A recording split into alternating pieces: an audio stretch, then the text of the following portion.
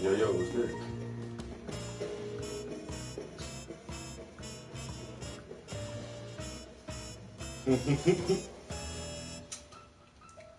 I took a couple days off.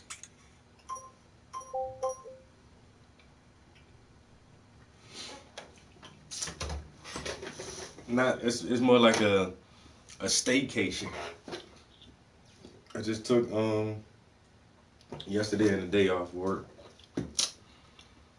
just to get some shit done. Got that new internet, boy.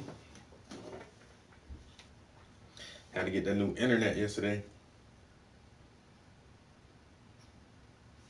Cause our old service was bullshit.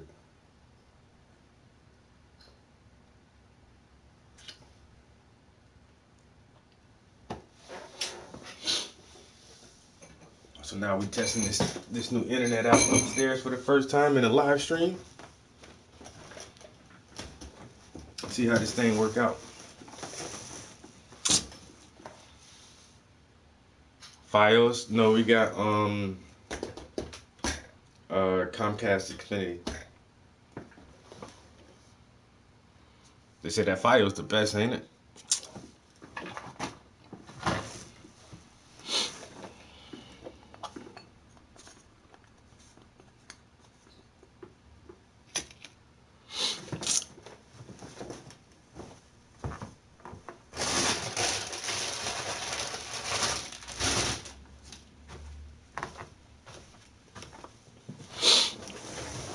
Yeah, the Xfinity broadband.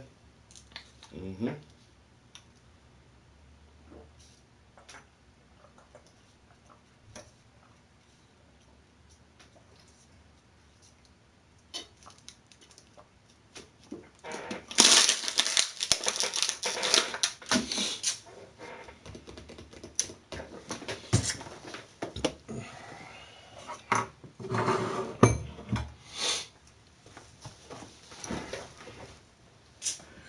Now just see how this thing work. Yo, you heard that another rapper got shot?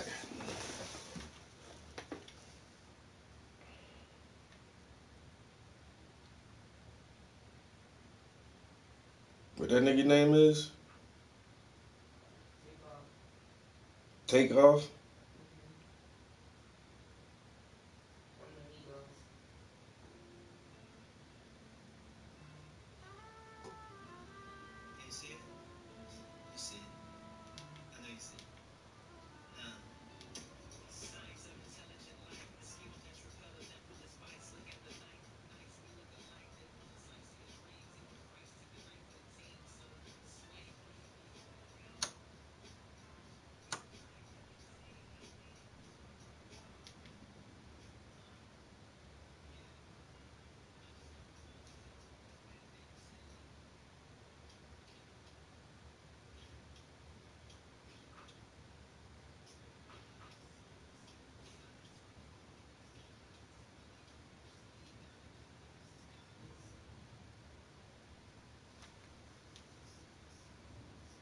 Yeah, Vigos.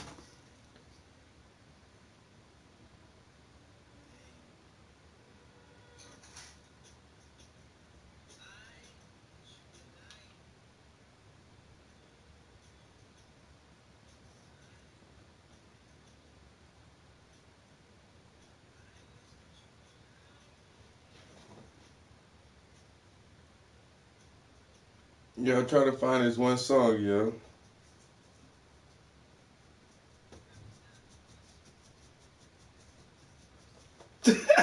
Yo, this shit right here.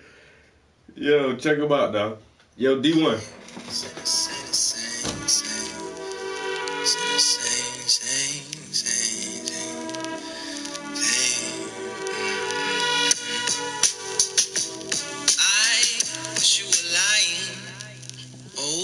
that's what's up, pal. Juice. What's good, Juice? Yo, listen how Lupe started this track out, yo. I hope that none of that comes true. Ooh. Rappers die too much. That's it, that's the verse. That's the verse, nigga. Yo, rappers die too much. That's it. That's the verse. Then he bring that shit back in the next verse. He'd be like, well, let me reiterate. Rappers get shot too much. That's Lupe Fiasco last song, yo. Well, his last album he dropped, that shit called Drill Music in Zion. He was like, rappers die too much. That's it. That's the verse. And then let the hook come back. Like that's. And then he says, because if I add all this extra shit on it, it don't even mean, you know, you ain't got to say a lot of extra shit. Yo, rappers just die too much. You know what I really, swear to God, what I learned this year?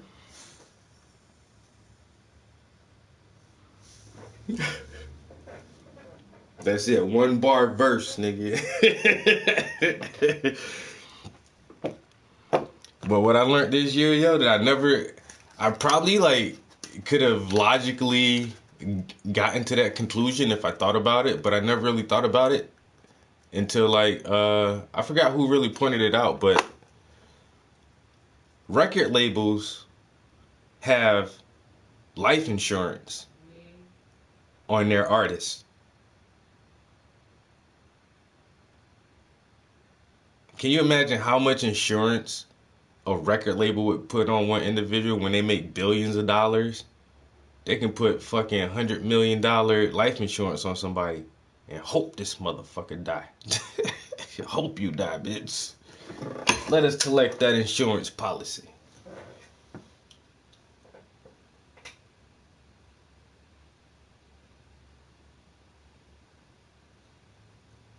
That's the thing, man. Motherfuckers can elevate their motherfucking financial situation, but can't elevate their moral situations. And you still just want to hang around all these thugs and gangsters, motherfuckers who you know not going no way and ain't doing shit with their life. And ready to fucking snap at the drop of a dime. And these the people you still want to spend your free time around. I'm good, bro. I'm so good. I'm broke and I'm good on shit like that. You know? Okay, dice games. That shit fun. Been there, done that. Oh, we get money, niggas. We roll for, you know, stacks. That's all good. Y'all can play a $2,000 game of dice. I'm not around this shit, man. Y'all looking corny. Cut them off. You know, it's the same thing that happened to motherfucking Nipsey Hussle. Man, get your ass out the goddamn hood, man. You want to do right by your people and your neighborhood and all that shit. Fine. He was doing right. He invested in properties and he had businesses and he was employing people, giving jobs to the community. You can't do nothing bigger than that. You can't do nothing bigger than, you know, create jobs in your community. That's like the ultimate goal. And he did that, but he still want to stay around and hang around with motherfuckers who ain't got shit and ain't doing shit. And they don't give a fuck because they ain't got shit to lose.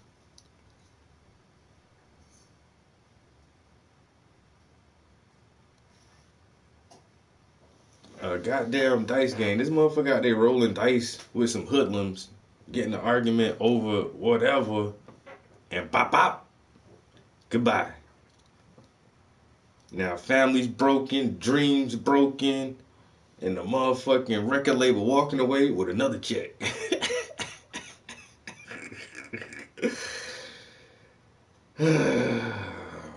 Boy, I tell you.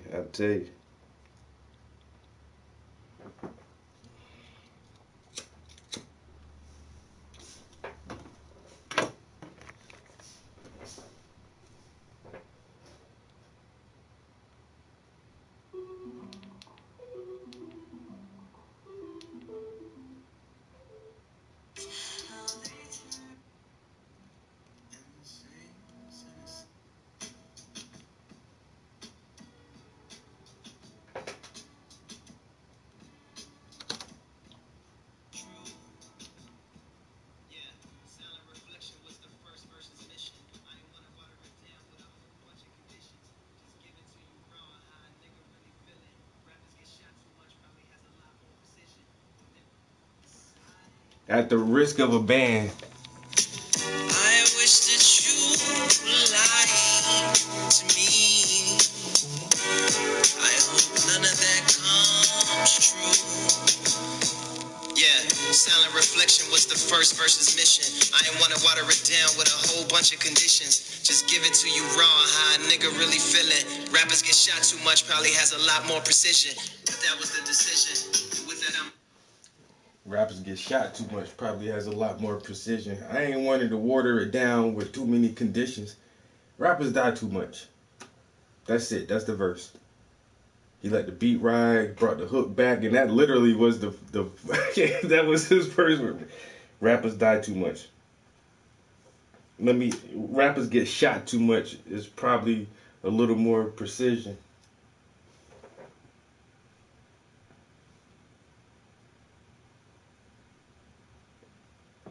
Boozy sitting here talking about black on black violence, the psychodynamics of self black annihilation in service of white domination.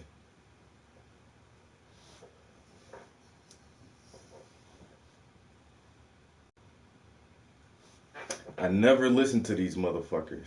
Like I can't even call like one of their songs. If I hear one of their top hits or whatever, I probably know it if I hear it, just from radio and TV and all that shit. But like I can't name a fucking Amigos song.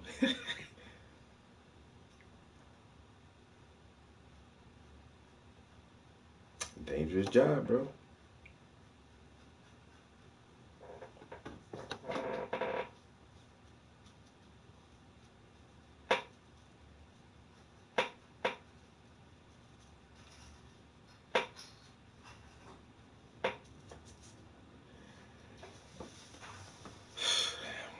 I can't fuck with him. We too old for that shit.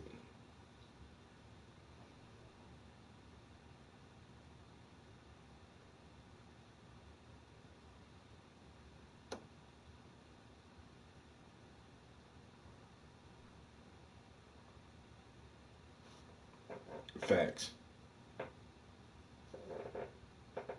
I know they've been out for years. I know who they are. But can I name any of their music? I ain't never really listened to these dudes. I mean, like I said, I know they got tons of hits and all that shit too. I ain't never really liked their style of music.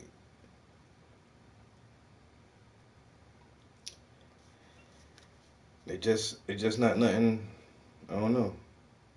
That's like what's Rihanna husband? Um,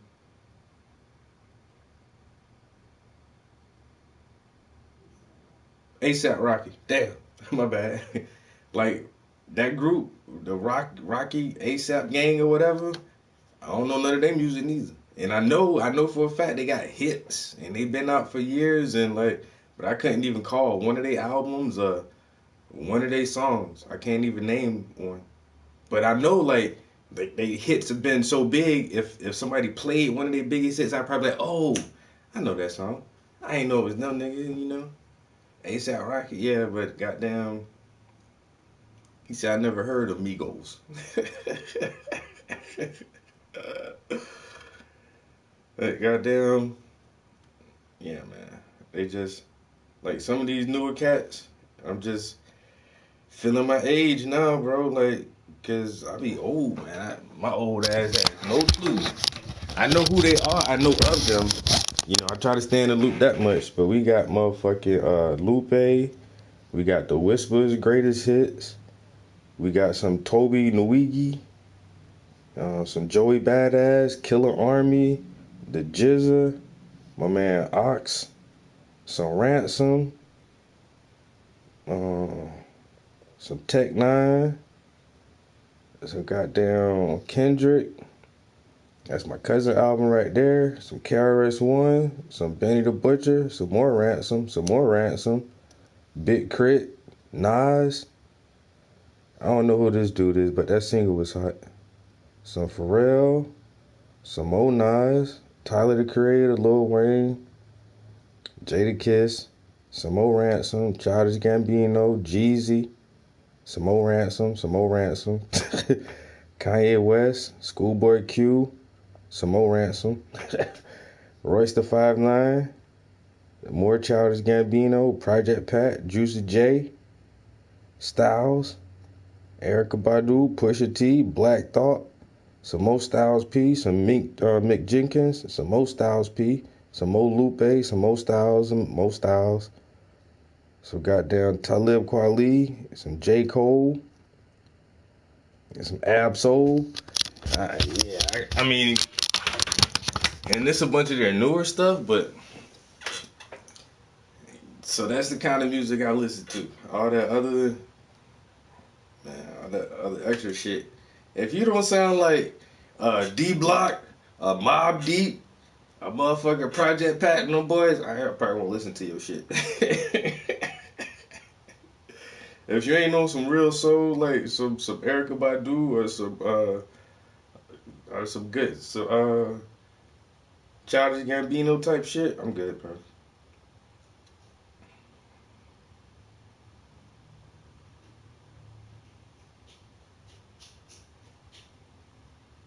Not Don Pacino. You know what I'm saying? Knife Prince.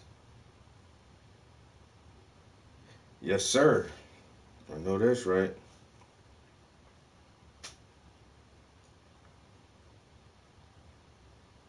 If y'all can't spit some substance like Talib Kweli, man, spit some substance like Lupe, something like Black Thought, man, I can't hardly listen to your shit. All that, man, they too much.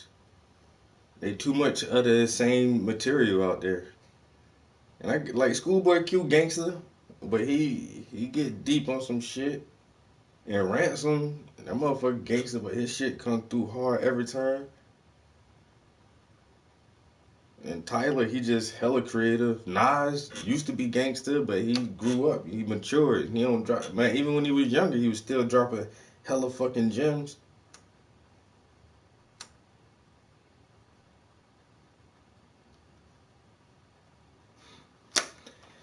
But yeah, these new rappers, these niggas whack, yo.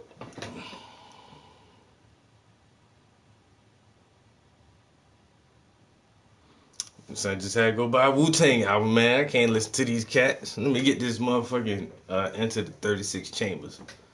Get that Wu-Tang Forever album.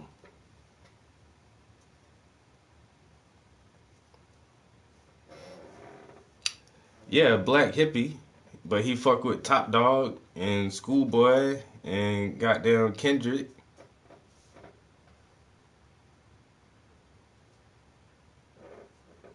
Mm-hmm.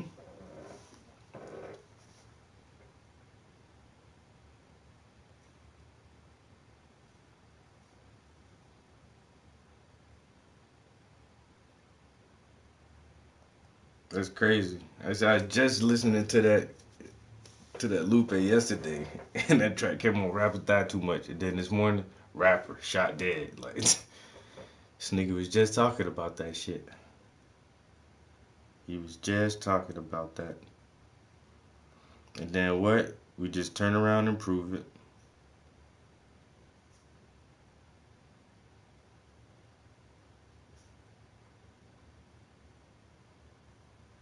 That shit really be having me thinking now, like all these motherfuckers get signed and end up dead.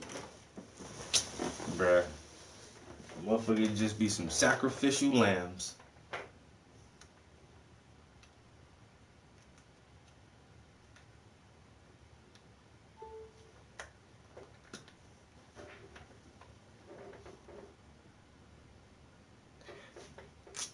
Facts. And I always lived on the East Coast, but Pac was my shit though. Like I ain't even gonna lie. I had Biggie albums. I had both of his albums. I had all Pac shit too. Only thing I say about Biggie only really put out 2 albums, and Pac put out like 6 albums. And Biggie still had as much fame, clout, and recognition as Pac, and he didn't do half the shit, man. Pac put out like 6 albums. This nigga did like soundtracks. He was in like 5 movies. and like he wrote a book of poetry. Like that nigga was working. The Rose That Grew from Concrete, man, that shit. It ain't no real big book, but it's an ass of poems in that shit. Like he was a hard working motherfucker, yo. He produced a lot of material and content. And then like I say, Biggie ain't do half of that shit. But he still had that recognition, like that same level of respect. And I like that, you know what I'm saying? Biggie had some dope shit. That Me and My Bitch, yo, that's probably one of my favorite songs from Biggie, yo. That shit is the shit, yo. That beat, everything.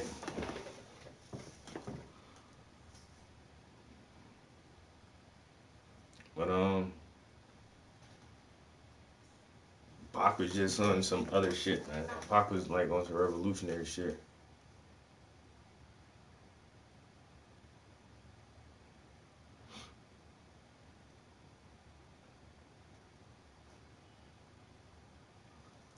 Yeah, I got that fucking that movie too. What's the name of that movie? And that song was on the soundtrack. All around the world, the same song. Mm, mm. All around the world, the same song. I like I said, I got a copy of that movie, yo, and I got it strictly just because when the movie goes off, the video for that track plays at the end. That's like when Pac was really introduced to the whole world. Yeah, then the South ran that shit for fucking years after that. The South still run that shit actually because if you don't have like some southern trap beat or southern trap flow or have a southern nigga on your shit, it ain't really the same, yo. You know what I'm saying? Florida, Georgia, like I say Texas, the motherfuckers put all that shit out and people still love that shit.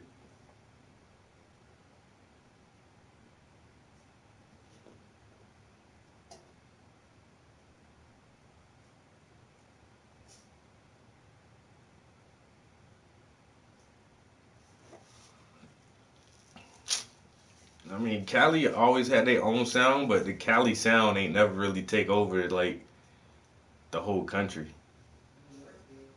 The New York sound took over the country for a while until like I say that Dirty South uprising, man, with motherfucking Early, like boom bap is literally like New York. People always gonna respect Nas, Nicki, Biggie, Swiss, Alicia. There's a lot of artists that come out of New yeah, York.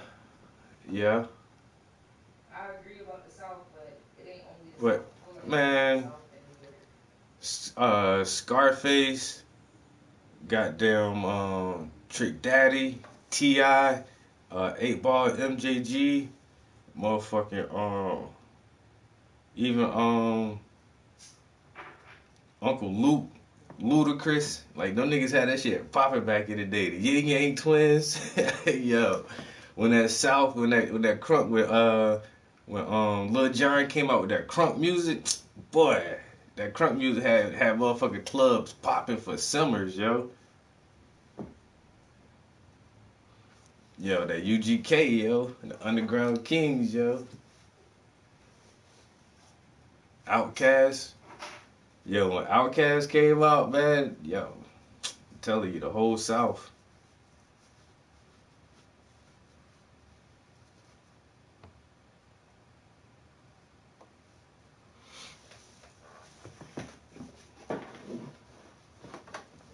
Goddamn,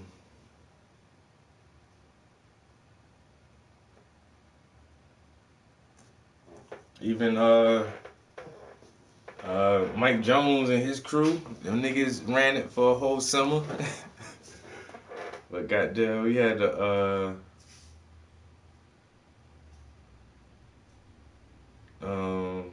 D4L. They had some hits.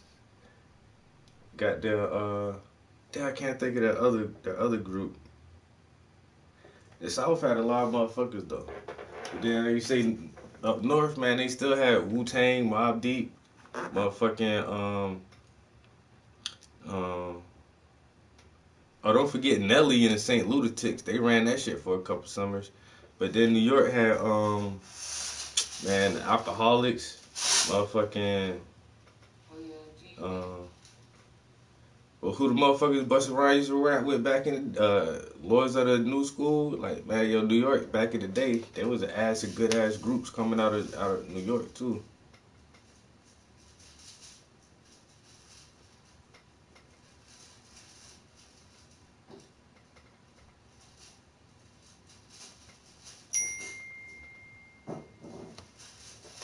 Yeah, the motherfuckers did it for a long time without no disagreements or none of that bullshit.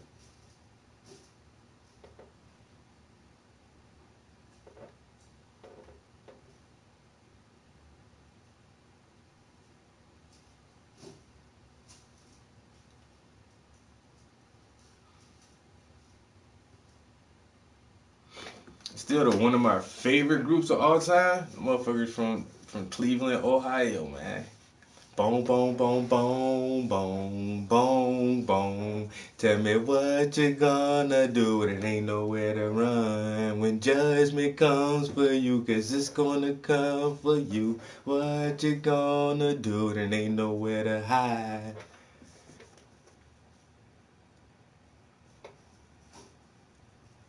Dear Mr. Ouija, I want to know my future. Will I die of murder? Will I die of bloody murder? Come again, dear Mr. Ouija. I want to know my future. Yo, the Bold Thugs used to hit that old weird, crazy shit. The Jungle Brothers, my favorite group from the East Coast. I still gonna have to say Mobb Deep, yo. Like and they only was a duo, but yo, Mob was my shit, man. I ain't gonna lie, yo. Over it, even over Wu Tang, I'd rather listen to a Mobb Deep album over. I'd rather listen to Murder Music before I listen to Enter the 36 Chambers. Poor Righteous Teachers. Oh, I forgot about them motherfuckers, yo. What about Diggable Planets and motherfucking Arrested Development? Y'all don't remember Arrested Development, Mr. Wendell. Mr. Window, yeah, yeah. Oh, Mr. Window. You remember that? Yeah. We ain't even had it called 3-6 because motherfuckers already, like, 3-6 was, that's just like No Limit. I mean, we can name those groups, but I was trying to,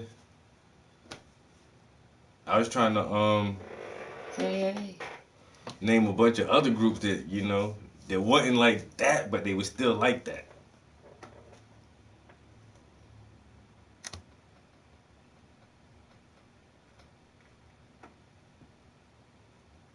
No, I don't remember when Busy Bone pulled a musket on the Migos. What the fuck? Nah, them bone niggas was not playing, yo. Busy Bone still was the not busy, but Crazy Bone.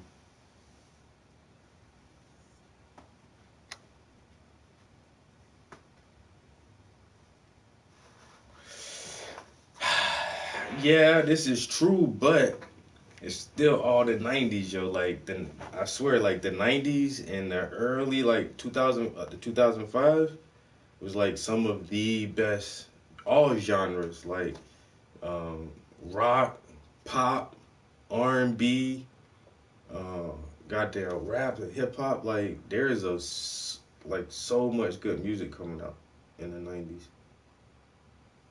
You had motherfuckers like Guar. Y'all remember Guar?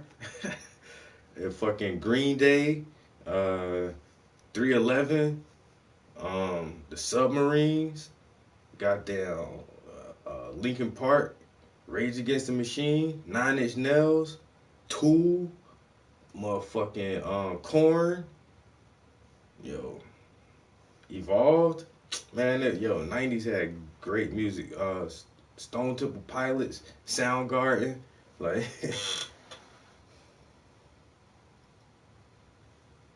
you look stuck right now. What's going on? What you need? Nothing. You want to say something. No, I didn't want to say anything. Oh, you just standing like you gonna chill with us, or you gonna leave? Like you was really debating on like your whole life just now. Yeah. Well, I just was prepping the studio and I was thinking about if I was gonna come up here or if I was gonna go downstairs. I was actually looking at my feet on the wall and thinking about how I really need to do my feet. Mm. Or how I could go get my feet done at the local salon. Give them another try one more time. Oh, there's that new salon over there too.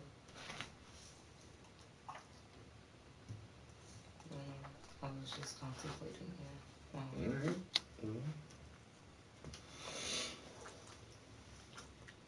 I mean, I can chill with y'all, but still no salon. What about Gym Class Heroes? Y'all remember them guys? That was like early 2000s. The guy is Tiger's cousin. Ooh, not the Offspring. I forgot about those dudes, yo.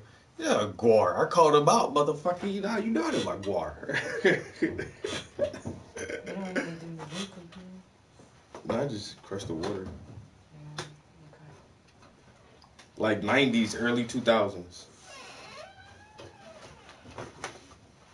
You can stay up here with him if you want. What are you doing? Make up your mind.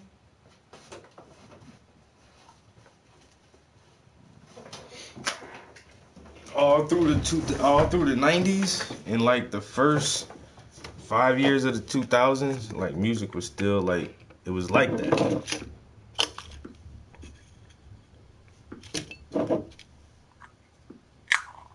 It really was.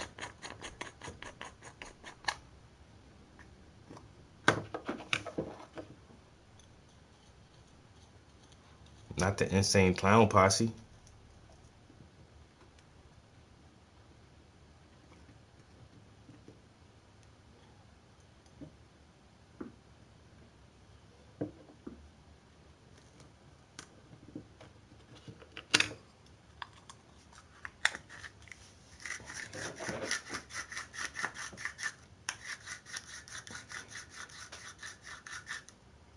It was like Insane Clown Posse and Tech Nine.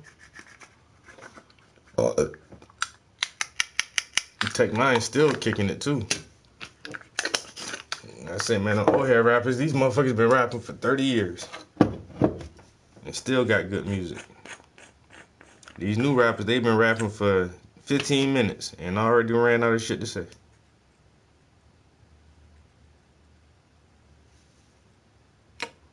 Shit, Eminem, 50 years old, he'll out rap any of these young niggas.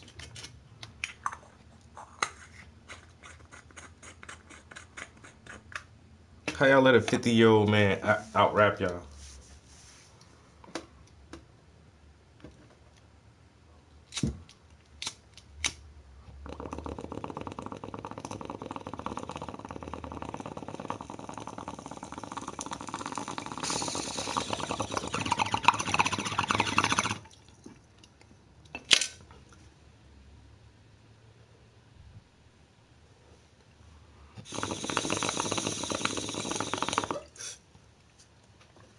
Yeah.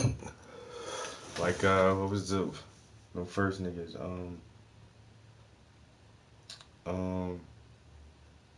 Limp Bizkit. Y'all don't remember Limp Bizkit?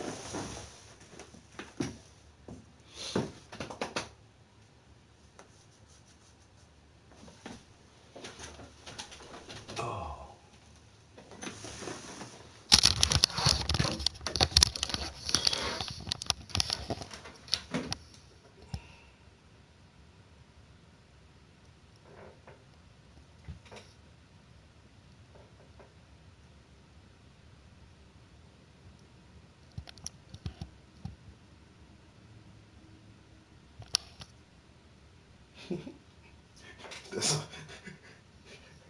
You done ran out of shit in 15 minutes. Well, actually, the most of the time you been rapping, you ain't really been saying shit.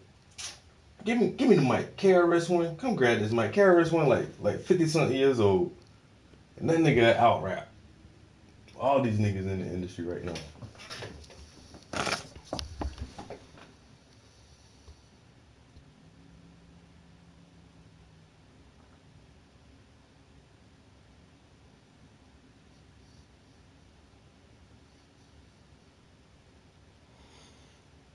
I never bought a Kid Rock album. I went to go see this nigga live in concert. That's because him and Lil Wayne and somebody else was on tour. So I saw him by happenstance. But I did go to a Wayne concert one time.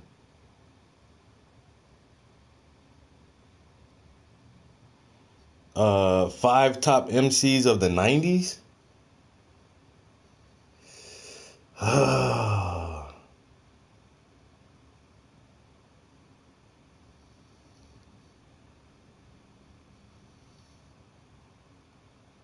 Five top MCs of the 90s.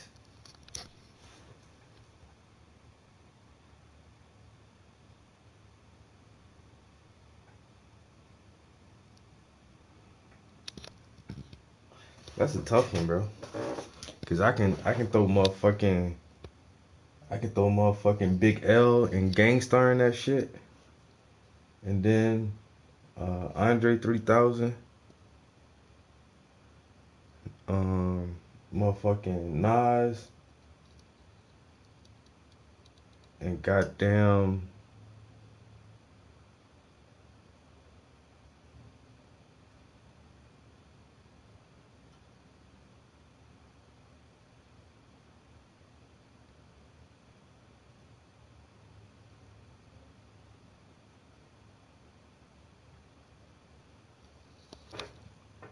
and who else? Damn, I don't know. That'd be hard, bro.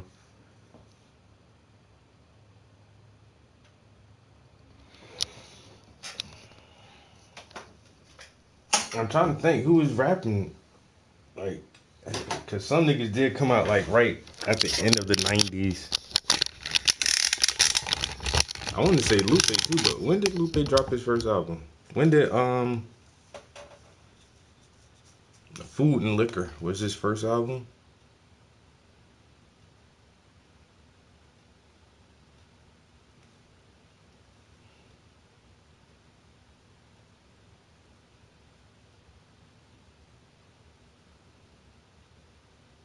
Nah, he just missed the mark. He didn't put out an album till 06.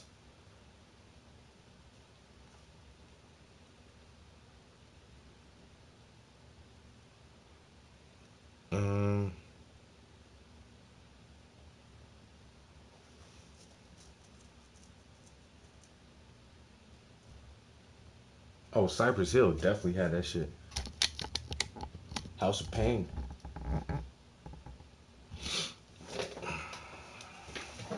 Damn, I wish we can listen to music in the stream. The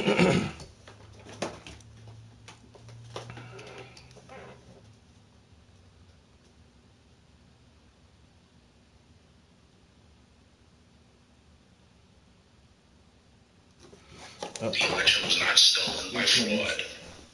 And I haven't seen anything since the election that changes my mind. Including the 2000 Mules movie.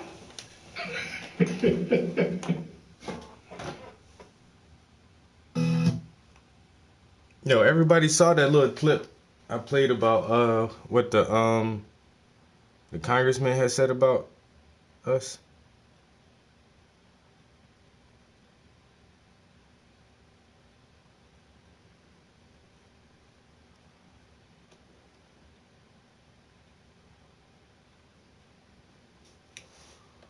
To make it sound like I said yes to the defunding the police question.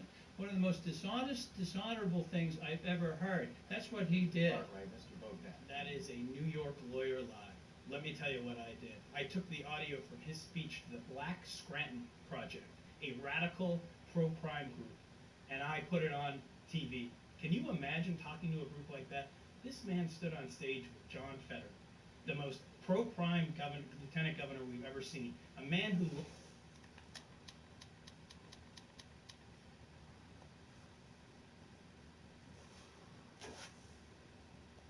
tape to make it sound like I said yes to the defunding the police question. One of the most dishonorable things I've ever heard. That's what he did. All right, Mr. Bogdan. That is a New York lawyer lie. Let me tell you what I did. I took the audio from his speech to the Black Scranton Project, a radical pro-crime group, and I put it on TV. Can you imagine talking to a group like that? This man stood on stage with John Fetterman, the most pro-crime lieutenant governor we've ever seen. A man who...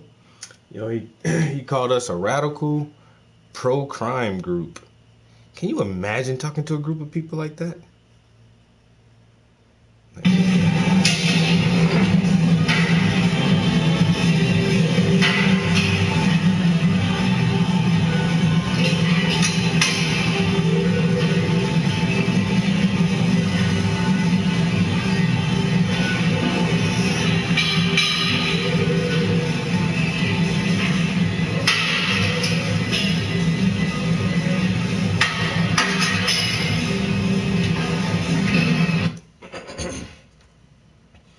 Apparently so, man. We're radical pro-crime.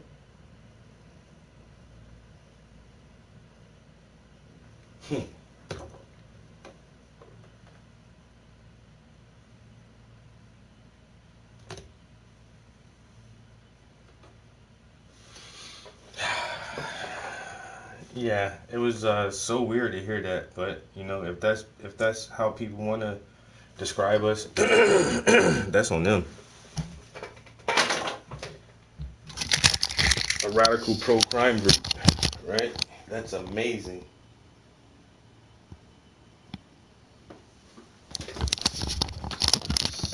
MF Doom was that dude, yo. What about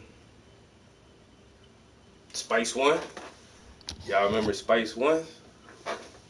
And Devin the Dude?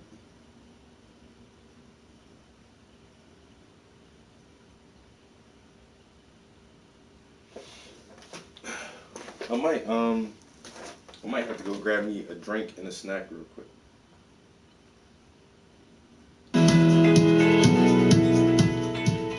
Grab a drink and a snack. I'll be right back.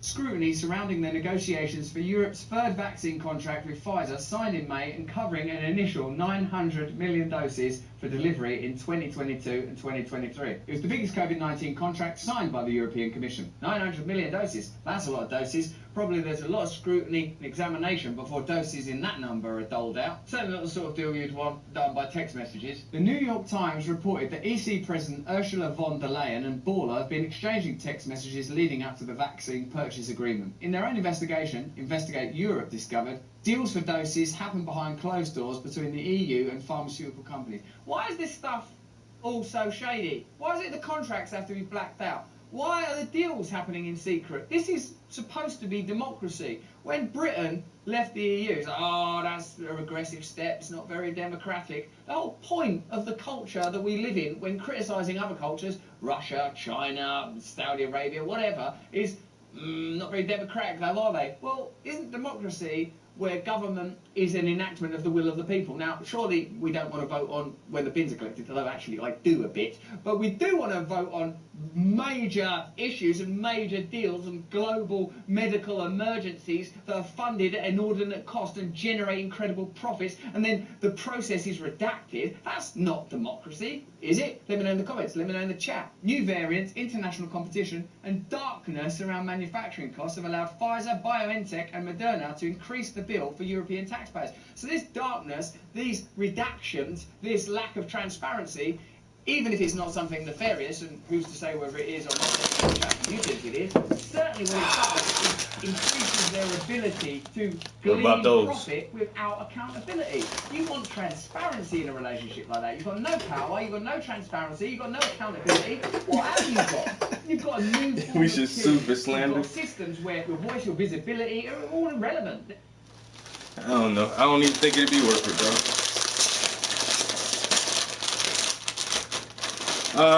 He talked to all of us. So not Juneteenth this year, but Juneteenth last year.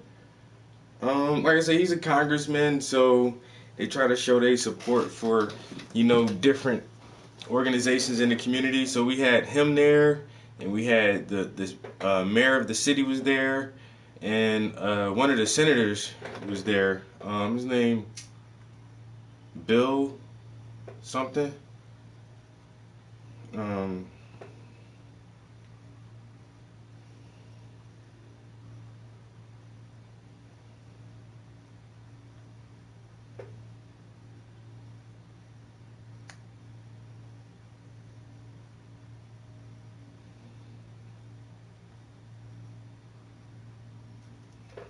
on my damn. Now my internet don't want to act right up here. So I got some chips. Got some motherfucking apple cider.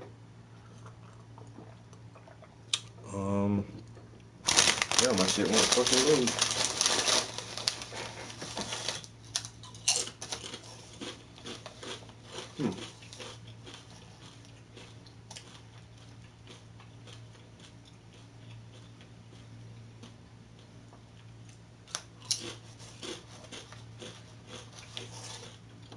No carbs until December. It's a long time. Think you gonna make it?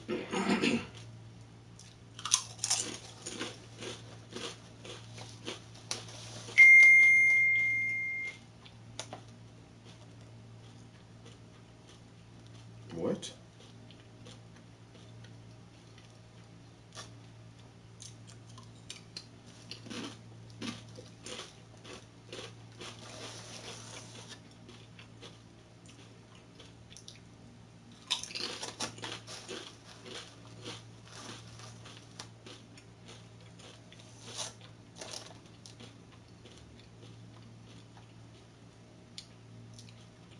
Um.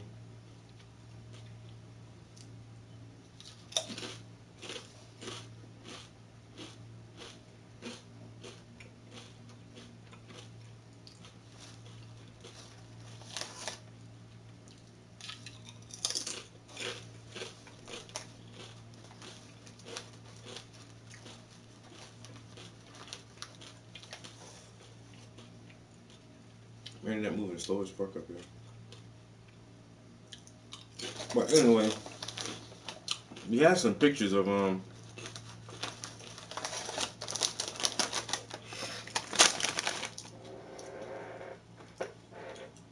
boy, that was them two right there. That Swisher House, Rap a Lot.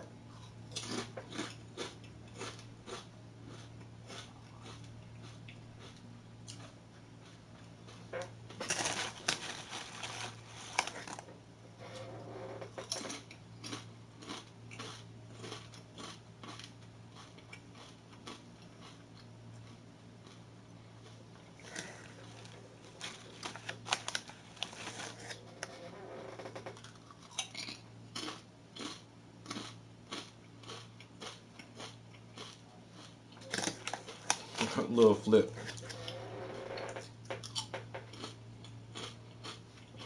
Yeah, that song Game Over, right? Chamillionaire was that dude though. Chamillionaire can rap, yo. Yo, Blunt, what's good, man?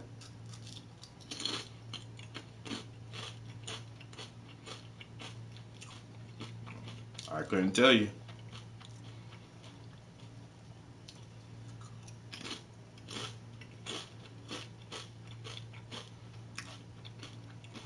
I guess that's not the one I was looking for.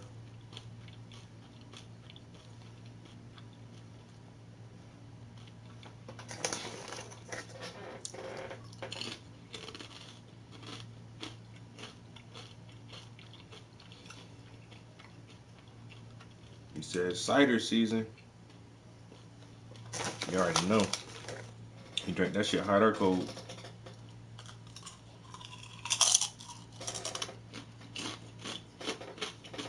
No, I cannot find this picture.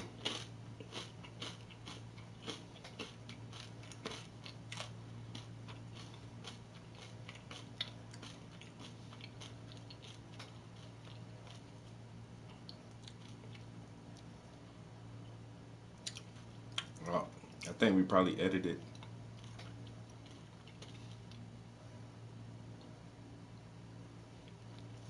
I don't know.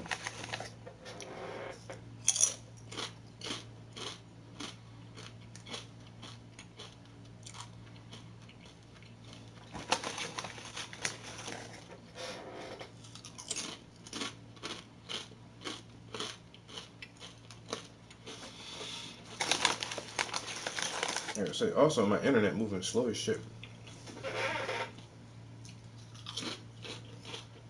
I'm definitely just gonna go get a signal booster.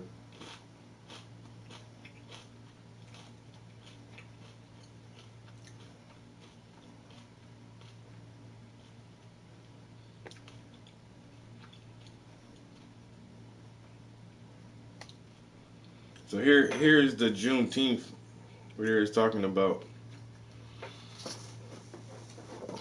So the dude right there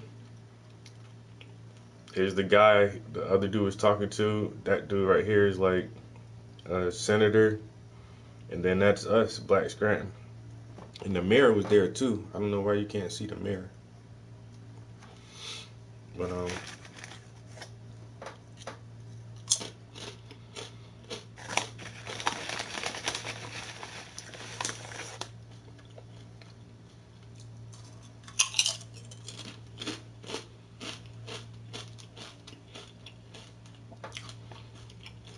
I gotta switch channels on my router. Man, I don't know how to do that, bro. Yeah, game over. That's that nigga that didn't T.I. diss that nigga and he never rapped again after that shit, yo?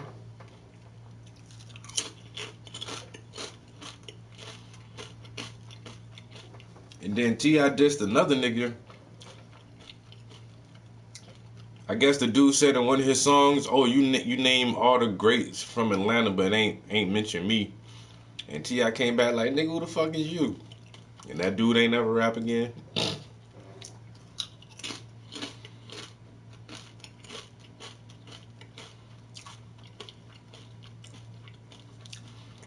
Nah,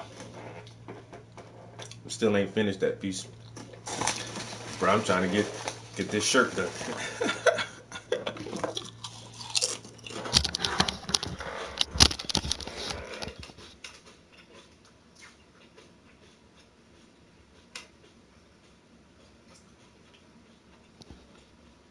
I still got so much to go, and this is just the underpaint.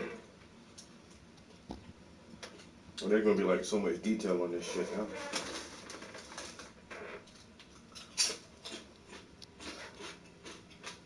But I still got those to work on.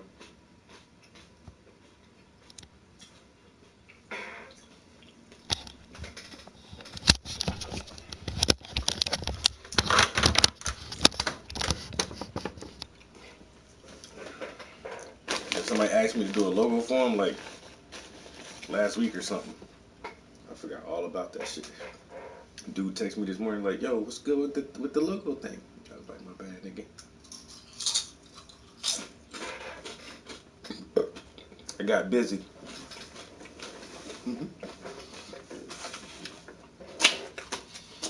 All right. So for those who don't know, from my museum exhibit, yeah, one of the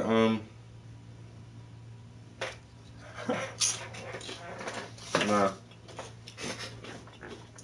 it's actually a girl.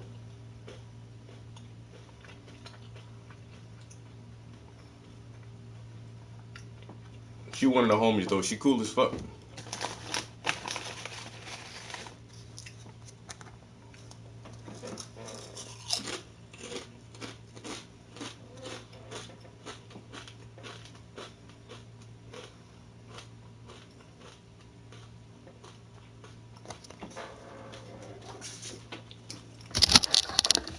And then like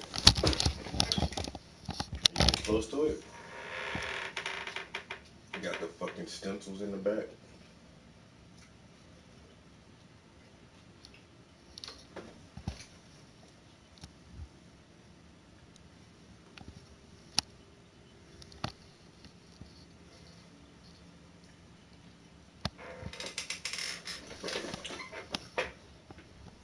That's the part I like the best. I ain't gonna lie, you like that stencil background. I like that shit. And my girl was like, "You gonna do yellow on? You gonna do yellow on yellow?" I said, "Wait, watch and see."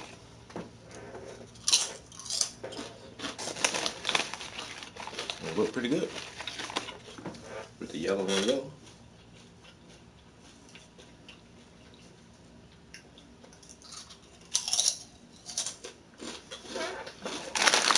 All right, ate about half a bag of Doritos.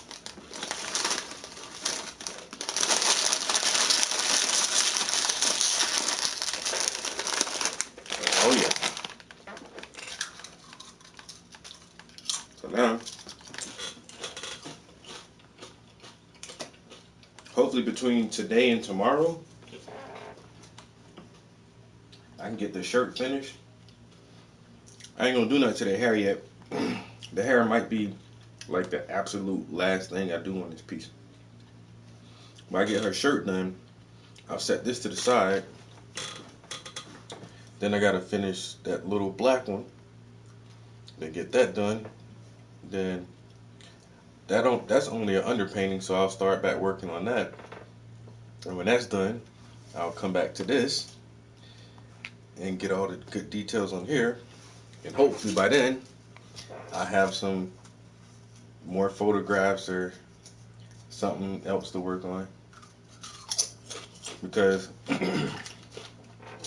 these are the only 3 paintings I'm working on. And that one is practically done. So really I just have 2 pieces I'm working on right now. And that ain't enough. I don't feel like I'm busy if I only got 2 paintings going. I need about 5 paintings going at one time. That's when I'm in my comfort zone. But can't find no goddamn models. So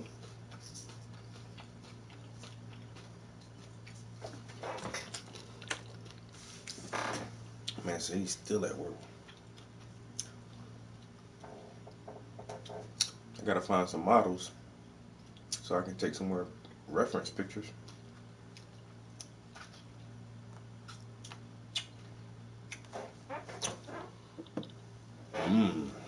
That motherfucking cider.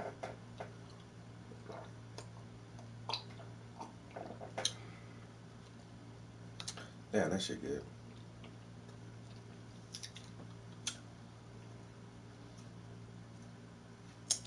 All right.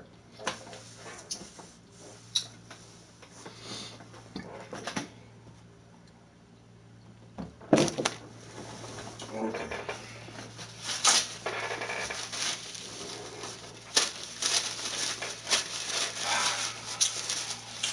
Time to get down to business.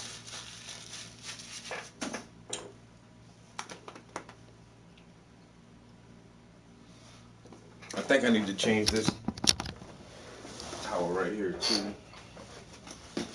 Honestly.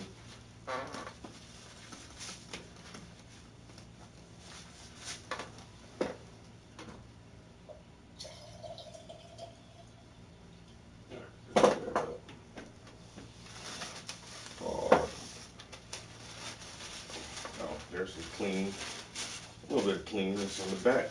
I'll just flip it over. Oh, yo, today I sent in my application for college, yo.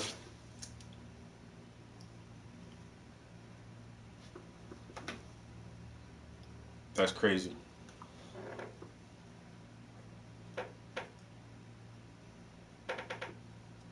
That's crazy, bro.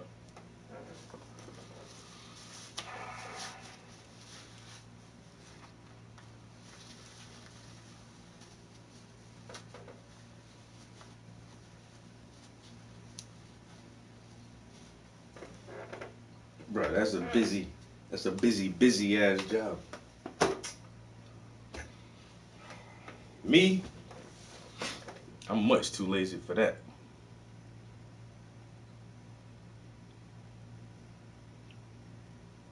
Dope. Get ready for the BS. Nah, bruh. It ain't. I'm art, of course.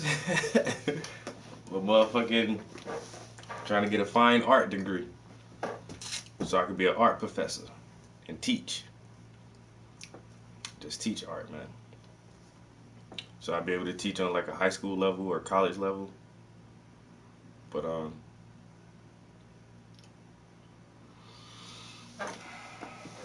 I got a good insight, you know what I'm saying? For the simple fact that my art is at a museum right now. Like I won one of the most coveted art scholarships in the area. And the simple fact that I'm old and I've been doing this shit for a while. Like I already got like a name for myself as far as art goes, and um, I already know a couple of people who graduated from the university I applied to,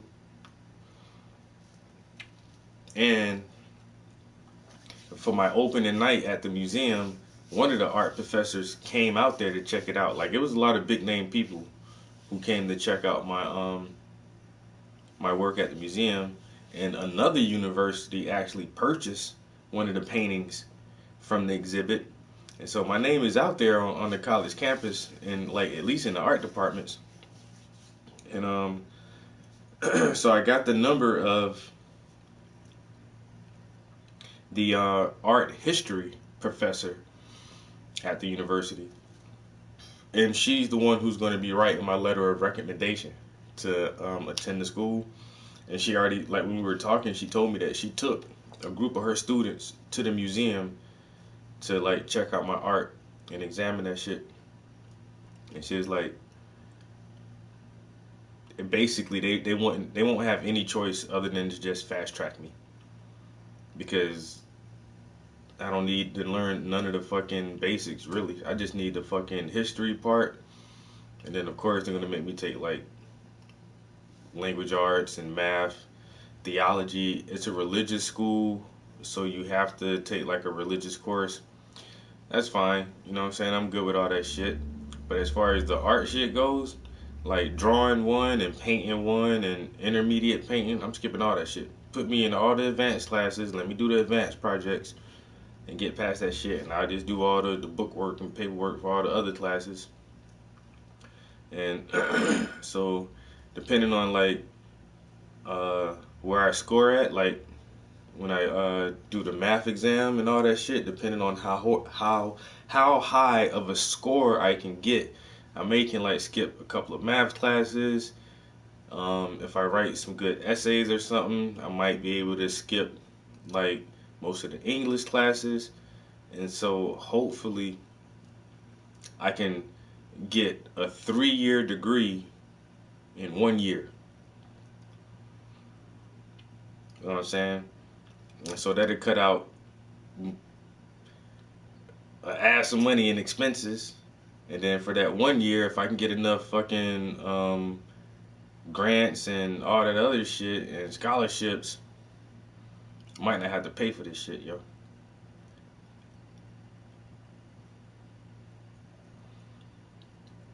You know what I'm saying? I might not have to pay, come out of pocket for nothing. And then get a fast track to get that goddamn, yo, appreciate it, bro. So I go ahead and get that goddamn bachelor's in fine art.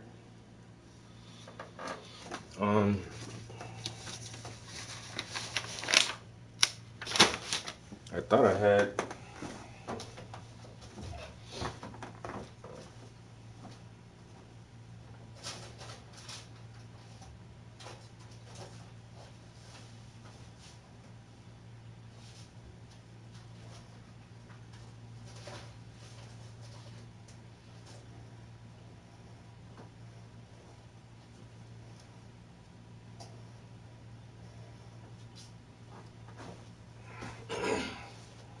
had like some of the school material up here.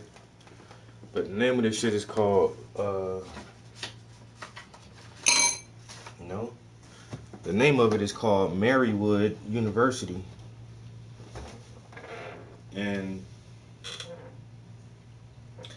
the main reason that shit really got me thinking, because honestly, bro, I ain't really never thought about going back to school. I'm too old for this shit. That's how I feel. But then earlier this year, somebody emailed me from Marywood University. And they was like, hey, Mr. Prince, I'm such and such. I can't even remember, because I deleted the email after we chatted back and forth. They was like, I'm, whoever at Marywood, we have a adjunct art professor, like a part-time art professor position open. And we were wondering if you would like to apply for this position. We think it'd be great for you. And it's like a university is calling me, is emailing me, asking me to be an art professor. I'm like, what are the qualifications?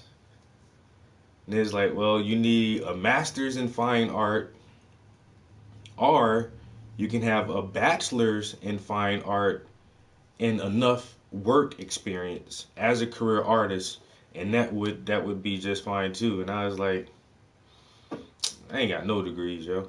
I ain't got no master's, I ain't got no bachelor's, I ain't even got an associate's degree. I don't got shit. And it was like, oh, well, sorry, we can't really, put you in that position without the right credentials, but, we love your work and this and that. Maybe we can, like, figure out some workshops or something that you can do, like paid workshops that you can do on campus or something like that. I was like, yeah, that's what's up. You know what I'm saying? I'll get back with y'all on that. And I just never did. I don't know, and then like all year I really been thinking about that shit. I'm like, man, let me just try this shit. See if this shit works out. Let me hear these motherfuckers out. And on top of that, like, I really feel like y'all just give me the damn shit. Just give me an honorary degree, man. Just like, here, Mr. Prince, your degree. And thank you so much. You know? But if I can't get an honorary degree, at least like fast track me through the fucking program. Because I ain't trying to go to school for 3 years to learn shit I already fucking know. You know what I'm saying? Just what is what is the bare minimum? That's what I need to know. What is the bare minimum for me to get a degree that says I'm educated enough to teach this shit? Yo. Hello? Hey. You back? You back from the dentist already?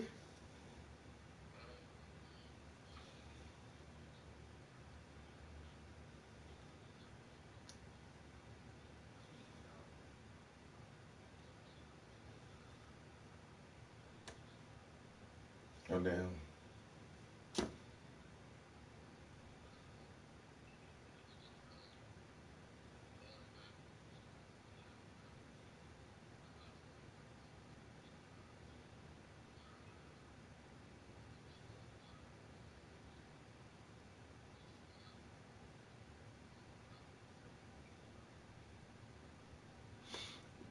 All right. Well, I'm in the studio doing a live stream right now. You ever watch my YouTube live or no? Yeah.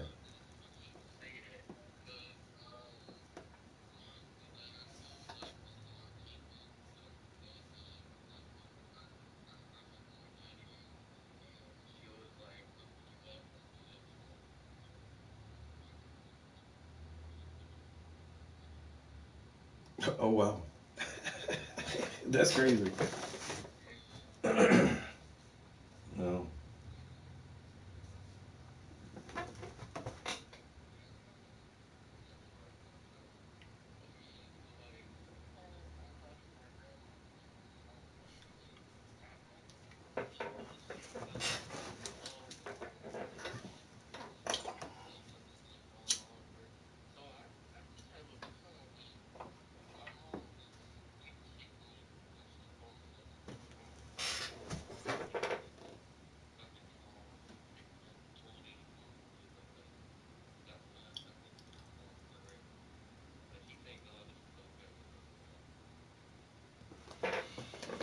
No, I don't know. If she thought nothing was wrong, I would assume she would answer the phone. But just because she's not answering the phone, that just makes me feel like she already know like this is not good. And it's not. It probably won't end well for her if she doesn't start talking to somebody.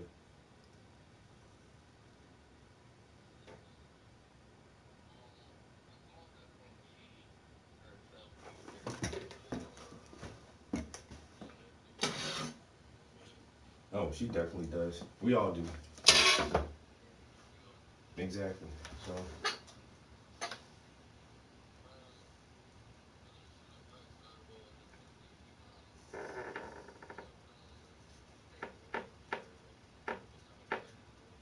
Nice. Me too. So, like I say, whatever kind of plans you want, it'll be your day. And I gotta check the calendar too to see, cause since I got the that show at the museum, one of my, you know what, dude, I got a picture of my homeboy holding you. Well, no, I think it's his girlfriend was holding you when you was a baby. Yeah, and me and that guy, like, we still cool to this day. But he lives in Atlanta now. But he told me that he was gonna come up. He coming all the way from Atlanta just to go see my art at the museum. And so if that's gonna be on the weekend too, I just gotta see, like, is that gonna be one of our weekends or not? And if it is our weekend, do you want to come here that weekend? Is the question.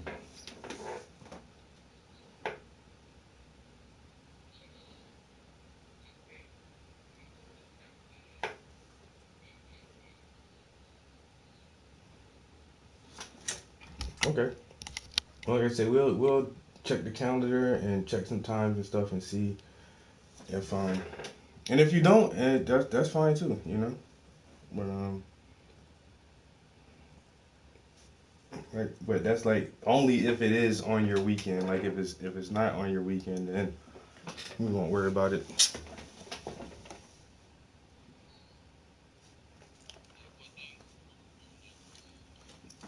Well, he said he's supposed to be here on the 17th, but their flight is kind of late, so they won't get here until like it's a Thursday. They'll get here like 8 o'clock or something Thursday night, and then they'll be here Friday, Saturday, and then I think they leave on Sunday.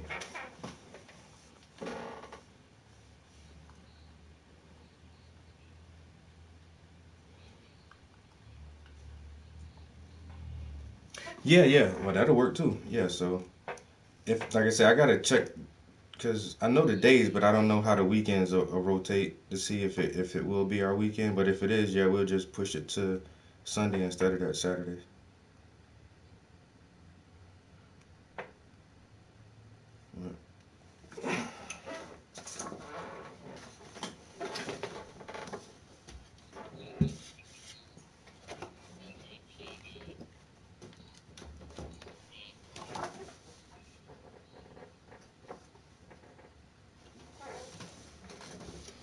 Yeah.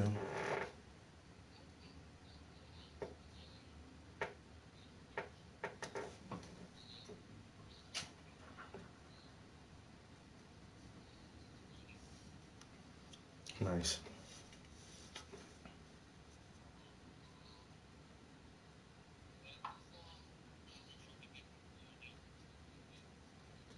All right. Well, I'll let you later on. Bye. Yeah, that was my son.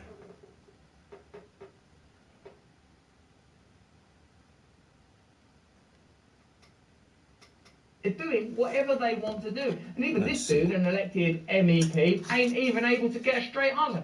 Where's the real power if an MEP can't compel a CEO to turn up and offer an account after a global pandemic that's seen record expenditure, record suffering, and record profits? Tell me where the power is. Is it with you? Is it with democracy? Is it within the European Parliament? Or does that begin to look like a shallow, phatic exercise while real power marauds about under the cover of darkness of one form or another, doing whatever the hell it likes? Pfizer announced it will soon raise the price of its publicly funded COVID-19 shot to between $110 and $130 per dose in the US. One of the things it might say in there is like that there's no accountability, no ability to regulate pricing, that they're conceding that. And if that stuff was built in at the beginning, when all of us were, I remember Al Borla specifically saying, well, this isn't something we're going to profit from, this is beyond that. But in reality, redacted up the wazoo, profits from here next week, and the only thing that's going to the moon is possibly Albert Borla in his own rocket with cock-loving spaceman Jeff Bezos. I mean, cock rocket loving, No idea what he does in his private time, but he knows what I do in mine due to data capture. The price hike would amount to a 10,000% markup above the cost of producing the vaccine, which is estimated to be as low as $1.18 per dose. Wall Street was expecting such price hikes due to weak demand for COVID vaccines, which meant vaccine makers would need to hike prices to meet revenue forecasts for 2023 and beyond. Essentially, this is a marketing exercise and an exercise in commodity. May I offer you, sir, a third booster? Oh, smells like you're overcharging us. The US government currently pays around $30 per dose to Pfizer. How come? Why? When they funded the research, how can you possibly justify all of this? Unless Assange is right, and the function of government is to take money from the public and place it in private hands, i.e. tax people heavily and divert it all to private contractors, whether it's in the military-industrial complex, pharmaceutical, other areas of health. I mean, the list just goes on, doesn't it? Add to it down there in the chat. The market is expected to move to private insurance after the US public health emergency expires. Pfizer executive Angela Lukin said, "We are confident that the US price point of the COVID-19 vaccine reflects its overall cost effectiveness and ensures the price will not be a barrier for access for patients." How can you argue for a 10,000% increase saying that it won't be a barrier for patients when many medical experts say that if there are people that require this booster shot, it's likely to be the most vulnerable among us? Do you consider there to be a huge crossover between the most vulnerable and the most richest? Because I've noticed that the opposite tends to be true, that part of the vulnerability is a kind of economic vulnerability. So if anything, this vaccine should be even cheaper. It should remain free. Certainly if Albert Bourla remained true to his initial claim that this was a humanitarian project. Pfizer said it expects the COVID-19 market to be about the size of the flu shot market on an annual basis for adults. About the same size of the flu market, about the same profit, about the same as the flu market, about the same as the flu market, about the same as the flu market. Pfizer has forecast $100 billion in sales for 2022. So it's not all bad news. Albert Bourla received $24.3 million in total compensation for 2021. That's a 15% increase over the prior year. So let's try and focus on the positives, okay? It's not all about people that are vulnerable being ripped off with a 10,000% price hike or redacted pages or people being unaccountable. When you're next feeling down, think about Albert Bourla and his $23 million gleaned to some degree from human suffering. COVID vaccines have created 9 new billionaires, yet more good news, with a combined wealth greater than the cost of vaccinating the world's poorest countries, which, you know, presumably you would do if you regarded it as a humanitarian thing. You can have 9 new billionaires or these poor people. Tell us more about these 9 people. Am I one of them? Pfizer, along with other pharmaceutical giants, fervently opposed the patent waiver as it sought to preserve its control over production and distribution of the shots, which were developed using government-funded technology. So there you are, a story of fairness, justice, truth and openness. Oh what? You're still worried about the redacted pages? You think that the only reason they redacted those pages is because there was information in there that if you had access to it, you'd be so angry you'd probably rise up and overthrow the government? Those redacted pages were the plans for a surprise birthday party, and Albert Bourla was actually going to show up even though he's under no obligation to attend. You're just like your Pfizer. Father. So there you have it. Another story of Pfizer helping humanity, whether it's through charging a reasonable price for a drug that makes sense, or open, transparent, dark black pages of limitless nothingness leading you into a sort of quantum nowhere. That's just what I think. Let me know what you think in the comments. Let me know what you think in the chat. And join us right away on Rumble. All of our content is up there for free right now, completely uncensored, where I can say what I like about Albert Bourla, where I can say what I like about vaccines. It's all on there right now. Every single show in full on Rumble right now, just one click away. See you there. Stay free. Cool, take one. Hold on. What makes Michael's custom framing different is when we have a customer at the counter, it's one-on-one. I'm teaching the customer about frames, masks, designs, a combination that will complement their piece.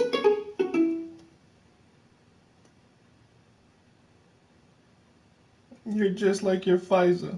A second income stream, because if you can download an app from the App Store, then you can now build a passive 6-figure income stream within weeks, even if you're already slammed with work, family, and everything else. And you don't need to invest a penny in real estate or crypto or waste months building an e-commerce store or joining some affiliate marketing pyramid scheme.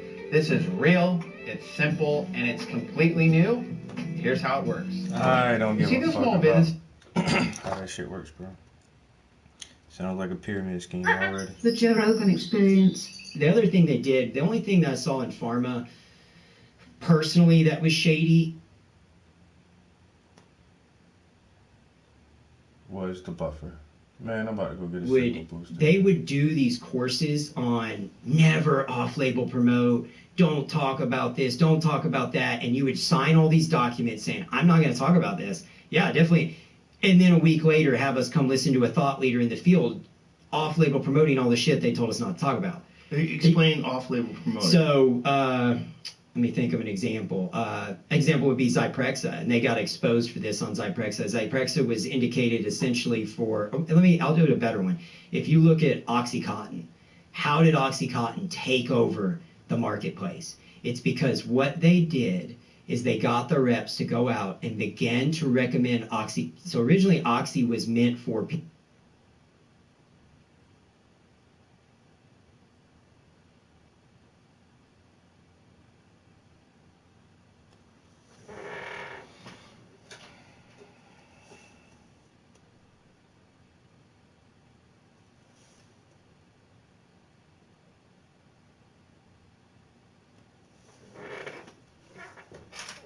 Yeah, this like shirt terminally is so ill with tight. cancer and we're in severe pain, or somebody who's on the upper echelon of the pain threshold. And the goal of a company and a rep is to grow the market and to hit the number. And so when you go out, it's like, how do you grow the market? Well, we're going to grow the patient demographic. We're going to have to grow. We need the doctors to write more of this. So what they did with OxyContin was they went out and started. It got to a point where they were literally promoting it for people with migraines, and they were pumping these pain pills into all these practices. Was this before or after it had been proven that it was highly addictive? They knew it was highly addictive based off the studies. So I know you and I have talked about Yeah. dope sick, but the story on this family is absolutely insane. So the family that owned OxyContin is one of the richest families in the country. They're up there with the Rockefellers and the Vanderbilts. They made all of their wealth in the 1960s by creating the Valium pandemic. They launched Valium into the marketplace, told people that it was non-addictive, non-abusive, grew the market. They were writing Valiums for headaches, Valiums for knee, shoulder, elbow pain, and it created they went under governmental investigation. The government ended up investigating the family in the 60s, and then jump forward. They get off, they buy their way out of that, jump forward, and this is another thing we'll talk about. There's so many data points. Their patent on hydrocodone was expiring. So Big Pharma does this a lot, and I'll get into this. Like they say, we innovate, but it costs 10 times, we make tenfold on one drug because we innovate and so many go by the wayside. They don't innovate. They re-engineer and reapply, and like Zyprexa got combined with Symbyax, two drugs that were already on the market, to extend the patent, right? So the goal is to play this shell game where you when your patent's close to expiring, you have to reapply and extend the patent via a new indication or some sort of new combination of a couple of different products. And so hydrocodone was expiring. The hydrocodone oxy, like long delivery system the cotton system was expiring. So what they did is they looked at their revenues and they're like, we're fucked. Like we won't hit our numbers. We can't continue these growth trajectories unless we get a new patent on a new pain med. So they went out and they said, what else is out there that we could put into our patented delivery system? And the answer was Oxy. And the problem with that is it's 10 times more addictive than hydrocodone. So then you go, okay, well, they're going to have to do safety studies and prove it in humans and show that it's not addictive, not abusive. Nope. Human study never happened. They were able to piggyback on their hydrocodone cotton delivery system, take the delivery mechanism, and all it is basically they grind up the powder and they create layers. So in theory, if you take the pill, you won't get 100 milligrams of Oxy at once. It'll, over 8 hours, dissolve into your body and you'll get that absorption. That was the premise. And so they said, because of our patented delivery system, this drug is non-abusive, non-addictive. We have a great safety profile. The other thing that happened is they went to the FDA, and this is where there's a lot of fuckery. They literally met with the head of the FDA at the time, after hours, at a hotel. This is all documented now. And he helped them draft their application, then rubber stamped it and pushed it through, and gave OxyContin the golden fucking ticket. He put in the label that OxyContin is less likely to be addictive or abusive compared to other opioids in the market. And then you give a rep that, and you set them out in a marketplace, and you give them a $20,000 a month expense account, and you have them taking guys to dinner, drinking wine and eating steaks, and they show in the label, hey, we're less addictive, this is a safe drug, we've got to stop pain, you know, let's really, this isn't just anymore for the cancer patient, this is anybody in your practice who has pain. We're on a mission to stop pain. And all of them started getting addicted. I mean, it was rampant. And the system was trash, because once you grind up the pill, you've just circumvented the delivery mechanism, and now it's super addictive, because they're going to get high doses of an opioid. And that's what a lot of people were doing that were abusing it, right? They were Correct. grinding it up and snorting Grinding it up. And then it reminded me a lot with COVID, because what happened is doctors were blowing the company up. Purdue Pharma is the name of the company. And the family's the Sacklers. So the Sackler family, this is all documented now. And also, Jamie, anything I bring up, I've put on the Ways to Well website /JRE, because we're going to go over a lot of stuff. So any data point or study or any of that I bring up is available on the website. What they did was the Sackler family ended up taking an agreement with the U.S. government, and was they would pay, I think, $3 billion, and then there was no, it could not prosecute them or come after them criminally, and it was done. So there was a and where's settlement. the $3 billion go? Well, they made, I think, 9 or 12 billion, 9 to 12 Right. billion. I can't remember the number. But the three that I don't they know if pay, it goes to the family or the government. I don't know. I'm not sure where it all, if it went to the families of people. And this hits close to home for me, because my brother died of opioids. My brother died at 27, man. And I watched that documentary, and it makes me want to fucking vomit. I'm just like, and it's not just the Sacklers. It's, you know, Johnson & Johnson. They're known for their diapers and their no teary eyes baby soap. Johnson & Johnson made more than anybody during the opioid pandemic. They were literally growing. They were doing what people do in the marijuana trade. They were basically juicing up and synthetically altering opioid plants to grow faster and more potent, so they could turn them over quicker. And so they supplied all the opium into the United States and made billions of dollars. Billions of dollars. And the FDA, at this point in time, the DEA was getting involved, going to the FDA, going to all these governmental bodies and saying, look, this shit's getting crazy. Like, this is getting out of control. The addiction rates are through the roof.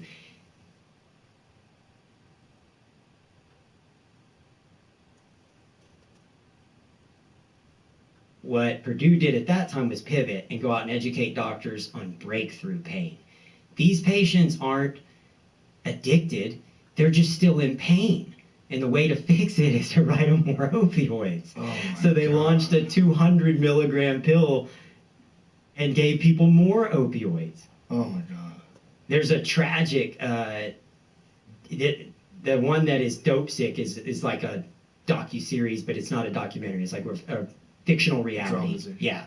There is a documentary, and it's tragic. It's this Mormon family, and he talks about, this is the level of bravado that physicians oftentimes have. His wife, they grew up Mormon, and they had been married, they had multiple kids, and the story is his wife got in a car wreck, injured her neck, and was doing okay. She was seeing a primary care doctor. And a neighbor said, you need to go to the pain clinic and go meet Dr. So-and-so. Long story short, he puts her on Oxy, he puts her on a bunch of other meds. She ends up passing out all over the house. The husband's like taking pictures of her to document for the doctor, and she ends up in the ER at one point. After she gets out, they put her in rehab, they get her clean again, and that doctor's practice reaches back out and asked to meet with the family and the wife. This is like a true story in this docuseries. And when the doctor meets with them, and I've seen stuff like this happen, the doctor said, I and I alone will make the medical decisions on my patient, not you. So are we on the same page here? And this guy said, I looked him in the eye and I said, yes, sir. Anyways, the guy's wife OD'd and died like literally a month later. And so they're suing the doctor, they're suing his practice. So the doctor got her back on pills. The doctor got her back on pills. And what was his justification? This is where it gets so tough, because when you're in it, like when I was in it, like erectile dysfunction and Viagra, like I said, Cialis, that's fun, right? But some of the drugs, you are real.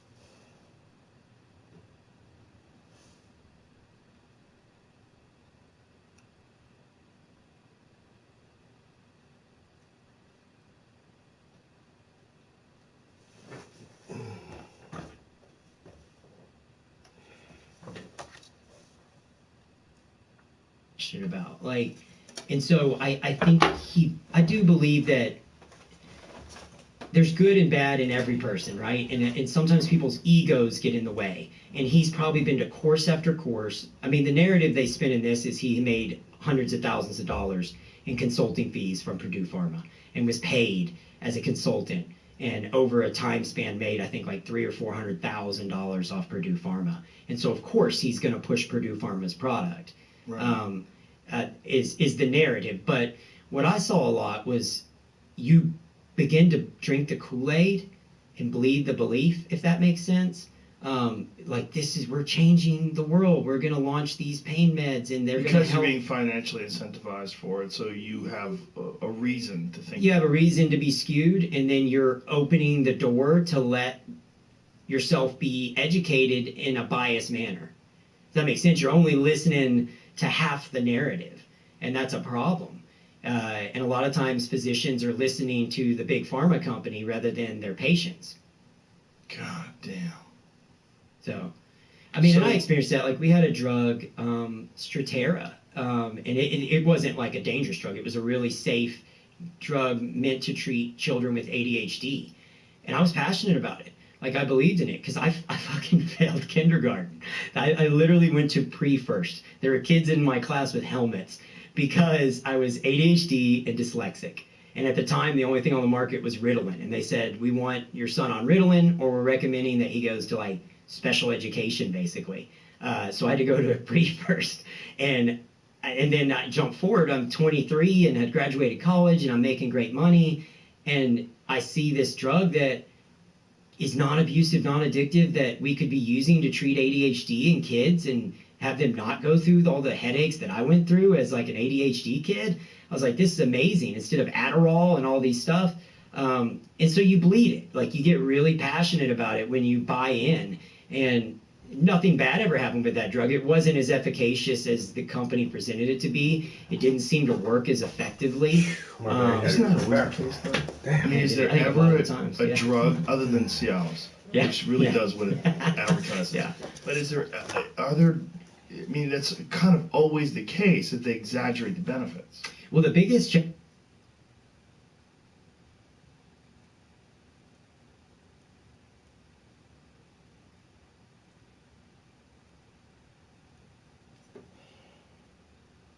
not only the exaggeration potentially of the benefits, it's if they begin to re-engineer or apply it to a different disease state. I'm trying to think of an example that would be a good one to give you. They can take a drug and the patent's about to expire. All right, so let's say they have a year left on the patent. At that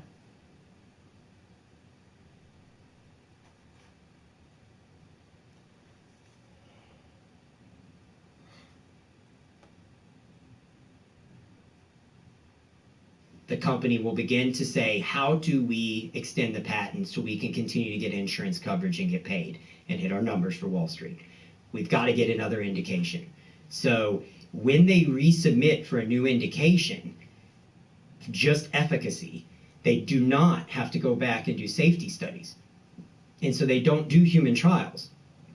And so what they're doing is they're piggybacking, but the dosages may change, the disease states change, the patient populations changed. Yeah, it may have been safe, as an osteoporosis drug in 60-year-old women, but is it safe now that you're using it in a 20-year-old girl? That's the type of stuff that happens all the time. And the guy who approved Purdue Pharma, this is the craziest part, the one who helped them draft their agreement and all of that, guess where he went to work 18 months later? Making $300,000 a year.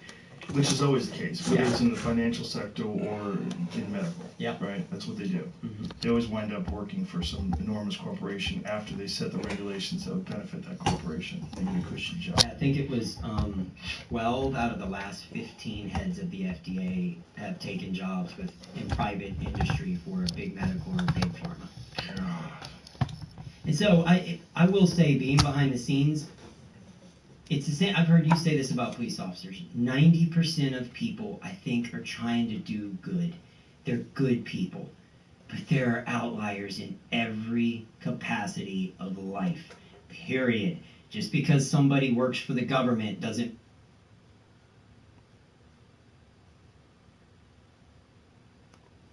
good. And just because somebody's a doctor doesn't mean they're good. And just because somebody's a rep doesn't mean they're bad. I didn't see very many bad reps. There weren't, I didn't see unethical. When I say bad, I mean, I didn't see a lot of unethical reps. They existed. I'm not saying they didn't, but not disproportionately any more than I saw in the rest of society.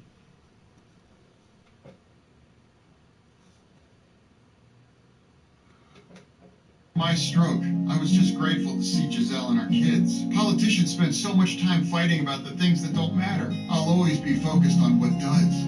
Access to healthcare, lower costs, good jobs, more time with those we love.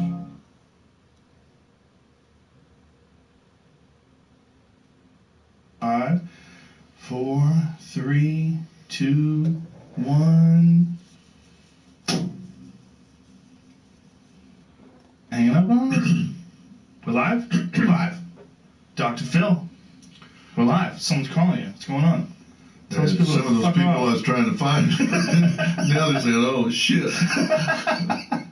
Yeah, let them worry.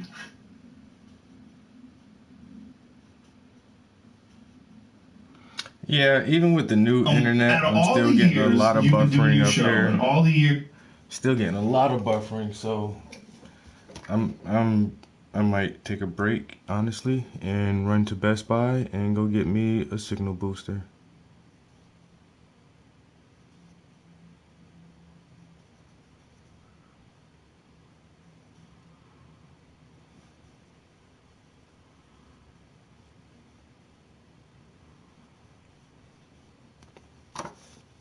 Matter of fact, let me YouTube that.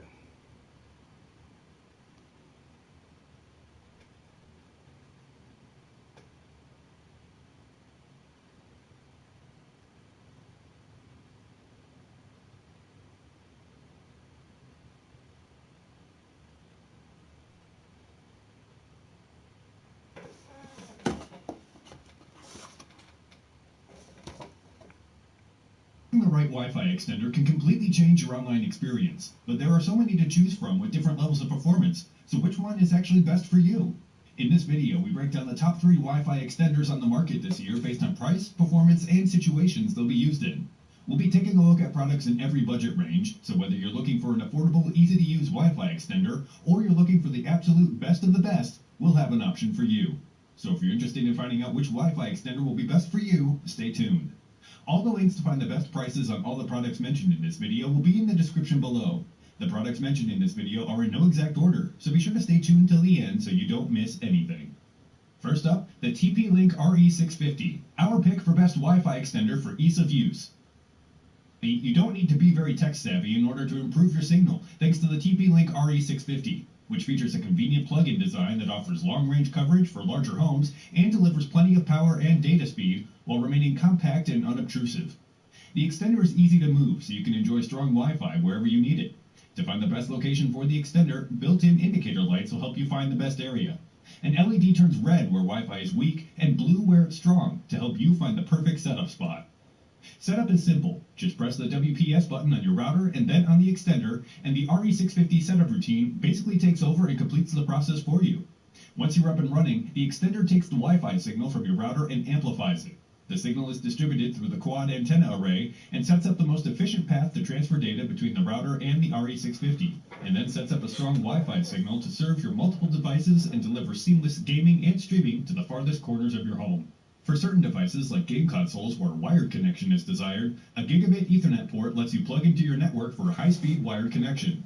While you're enjoying better signals, the RE650 manages and balances the demands of all your connected devices to keep Wi-Fi connections on each band fast and smooth, so you can game online, stream in 4K, and download large files, while your Wi-Fi remains fast and all your connections stay strong. Although range and speed isn't the best on your list, and you can find similar speed and range performance at a cheaper price point if you know where to look, it's still solid quality.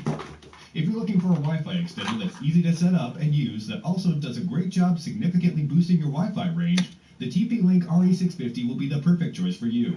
You'll eliminate dead spots and weak signals across your home and enjoy 4K movies and gaming without lag anywhere in the house. But see, right now I'm having no issues playing this video, but the last video, that shit buffered and buffered and buffered. Now, most people just need a Wi-Fi extender that works well, and you don't want to spend more than you need to get that. The Veritech DB1200 is the perfect Wi-Fi extender, mixing the performance of higher-end Wi-Fi extenders at an affordable price. Get better connectivity for all your network devices like TVs, security cameras, gaming consoles, tablets, and more, and extend the range of your existing network into areas that were not accessible previously. Like the TP-Link RE650, the DB1200 will help you find the best location to set up the extender using a segmented LED indicator that displays overall signal strength. Getting up and running is simple too. Connect easily with a single push of the WPS button, or you can use a web browser to set up coverage of up to 1,200 square feet on both the 2.4 GHz and 5 GHz bands to stream movies or music, work from home, play games, or browse the internet. The DB1200 rebroadcasts your router signal using a 4-antenna array with high-powered signals that are strong enough to penetrate walls and floors to give you a stronger, more stable wireless connection for all your devices. Although it doesn't boost the Wi-Fi speeds you're getting from the router, none of these Wi-Fi extenders do. What it does do is extend the range so you're getting the best connection throughout the home. You'll get better 4K streaming of movies and your favorite TV shows, better gaming performance, and web browsing and file downloads are improved across the board. And if you ever need a wired connection, the DB1200 is also equipped with an Ethernet port. Your signals are kept secure with built-in WPA, WPA2 security protocols to keep out unauthorized users and prevent signal theft. But the big difference with this is it costs under $50. There are some better Wi-Fi extenders out there, like the Netgear Nighthawk EAX80 we'll talk about later, but most people won't get that much additional value or see very big increases in speeds from the extra money. Want an easy and effective way to improve the Wi-Fi signals in your home at an affordable price? The Veritech DB1200 Wi-Fi extender is the ideal solution for you. With a similar uncomplicated setup process to the RE650 and an overall ease of use, most people will find the DB1200 delivers a good enough job improving signal stability for better performance and coverage. Last but not least, the Netgear Nighthawk EAX80, our pick for best overall Wi-Fi extender. For something to truly take your range and speeds to the next level, the Netgear Nighthawk EAX80 is that Wi-Fi extender and is the best Wi-Fi extender that has support for Wi-Fi 6. The Nighthawk EAX80 offers impressive Wi-Fi 6 performance and good coverage for larger homes, and includes additional features like 4 1-gigabit Ethernet ports to connect a game console or other device that works best with a wired network connection, as well as a USB 3.0 port for connecting a hard drive to provide network storage that everyone can use. The extender is bigger than the others we've looked at so far, but its impressive performance and features easily justify its more substantial heft. Setting up the EAX80 is a straightforward process, and the Nighthawk app will easily guide you through each step. Once everything is up and running, you'll be able to roam from room to room with your mobile devices, and you'll always get a strong, stable connection. As you move around, the signal will switch between the router and the Nighthawk EAX80 to choose the best path that will give you the strongest signal, no matter where you are in the house, and whether you're on the 2.5 or 5 GHz band. 4K streaming or multiplayer gaming, the EAX80 is up to the task with heavy-duty performance up to 6 gigabits per second, which is almost unnecessarily good.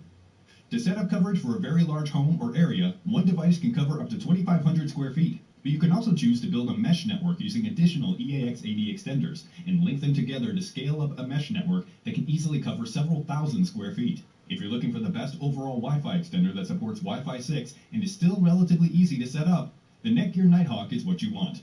You'll be able to cover a large area and get strong, stable connections for all your devices, along with 4 1 gigabit wired ports for game consoles and more. Alright guys, that's all for now. If you enjoyed this video, please go ahead and leave a like. If you're new to the channel and you like the video, consider subscribing. We do our best to keep you up to date with the best products on the market right now, so if you want to stay current regarding the best gear, make sure to hit that subscribe button. Be sure to check out the description for links to find the most up-to-date pricing on all the products mentioned in this video. Hope you all have a great day, and we'll see you back here soon. They always say Kim never sticks to her New Year's resolutions. But this year, she resolved to worry less. At the Volkswagen Sign Then Drive event, you too can make maintenance cost worries so last year.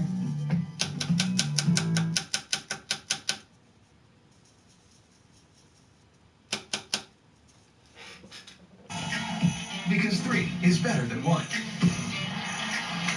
Share the Disney bundle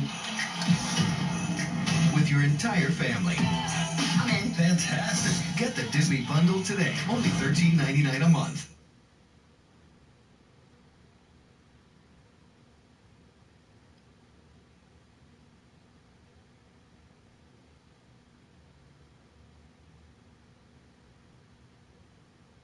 Wi-Fi extender, you're probably using it wrong.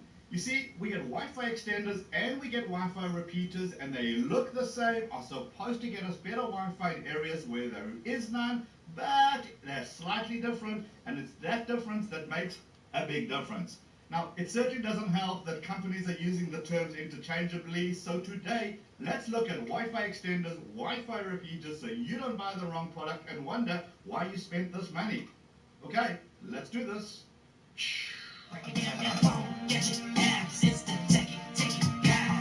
Hey guys, welcome back to the channel. If this is your first time here, my name is Leron Sega, where I talk about Wi-Fi and gadget and tech tips and phones and how to. If you're into that kind of stuff, hit that subscribe button below and let's get on to today's show. So the idea behind both the extender and the repeater is the same. You get Wi-Fi where there is none. However, they both go about it slightly differently, and this is the important bit. Start with the extender. In order for a Wi-Fi extender to be effective, it actually should be connected via a LAN cable to your router. And that's the bit that people usually don't do and get it wrong. You see, it's this hard connection that allows you to get super fast internet, super reliable, and that's what gives you those golden internet Wi-Fi speeds. The extender becomes a Wi-Fi access point, and I'm going to show you all this shortly. Now, typically a Wi-Fi extender curates its own Wi-Fi network, which have an EXT extension name in the Wi-Fi, so we need to tell our devices to connect to the extender whenever we're in the room where you're trying to get that Wi-Fi connectivity. On the other hand, a Wi-Fi repeater typically isn't connected via a LAN cable.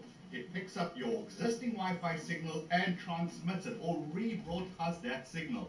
However, a Wi-Fi repeater needs to receive a strong Wi-Fi signal in order to repeat it. So the further that you are away from the router, the weaker the signal is. And therefore it's trying to transmit a weak signal already. Usually we've seen that signals get reduced by as much as half. Now, not all Wi-Fi repeaters are the same. Some are better built, so they do a much better job. Good repeaters will have at least 2 antennas that they can use to listen and transmit at the same time. Now, crappy repeaters do one, then do the other, so their performance is just terrible. Adding to this whole confusion is the fact that newer extenders, the ones that actually physically plugged in via LAN cable, also work as repeaters. In other words, you don't actually have to plug the LAN cable in. But when you set it up, you simply plug it into the wall socket, pick up your old Wi-Fi, and then think that you're doing a good job with your extender. That's where the problem begins. So let me show you the difference. I'm going to take an extender and set it up without the LAN cable. Then I'm going to take the same extender with the LAN cable, and let's see what it does to our Wi-Fi and internet speed. Right, let the test begin. I am connected to the extender. It does not have a LAN cable. That is how typically people would set this up. And you can see I'm connected to the Natel server. This has been sped up, and you can see 9 milliseconds as a ping, 53.45 megabits per second as the download, and the upload is now set at 23.07. Okay, Now I'm going to change it to the way it's supposed to be. I'm going to change it to the AP mode. And let me do that. Whilst it's doing this, I'm going to go and connect the LAN cable into it. And now we're going to run a second test. Let's see what the difference is going to be, if there is a difference. So let's double check. I'm still connected to that same extender. It is still the Natel server, so it's like for like. I'm going to click the go button. Is there a difference? Well, yes, clearly there is. 153 megabits per second on the download, and the upload should be roughly the same because it's capped. Right, I've unplugged the extender. I've plugged in the repeater in the exact same plug socket, so it's getting the same Wi-Fi, same connectivity, still the Natel server. Let's run a speed test. Now, already we can see that the ping is 44 milliseconds, so it's already a huge difference. Even the download speed, nowhere near what I was getting before.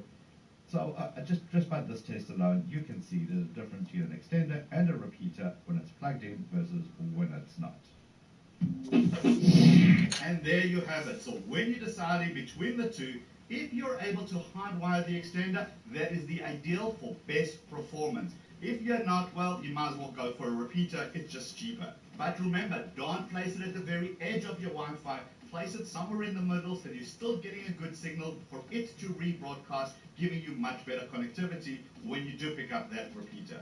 Hope that was very useful so you can make the right decision. In the description below, I've got some links to some repeaters, extenders, mesh network, and I'm even going to show you how to use your old router as an extender. Check out the links down here. If you want more Wi-Fi tips and tricks, check out these videos down here. Hit the head below to subscribe if this is your first time here. Give the video a thumbs up if you liked it, and I'll see you in those videos.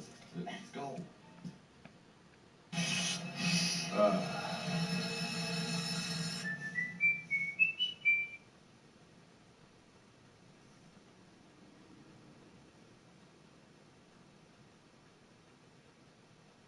Problems with your Wi-Fi connection at home, cutting in and out?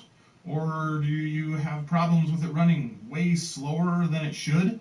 The first thing I'd suggest, and that you may have already done to try and fix this, is to power down your router for 20 or 30 seconds and then turn it back on again.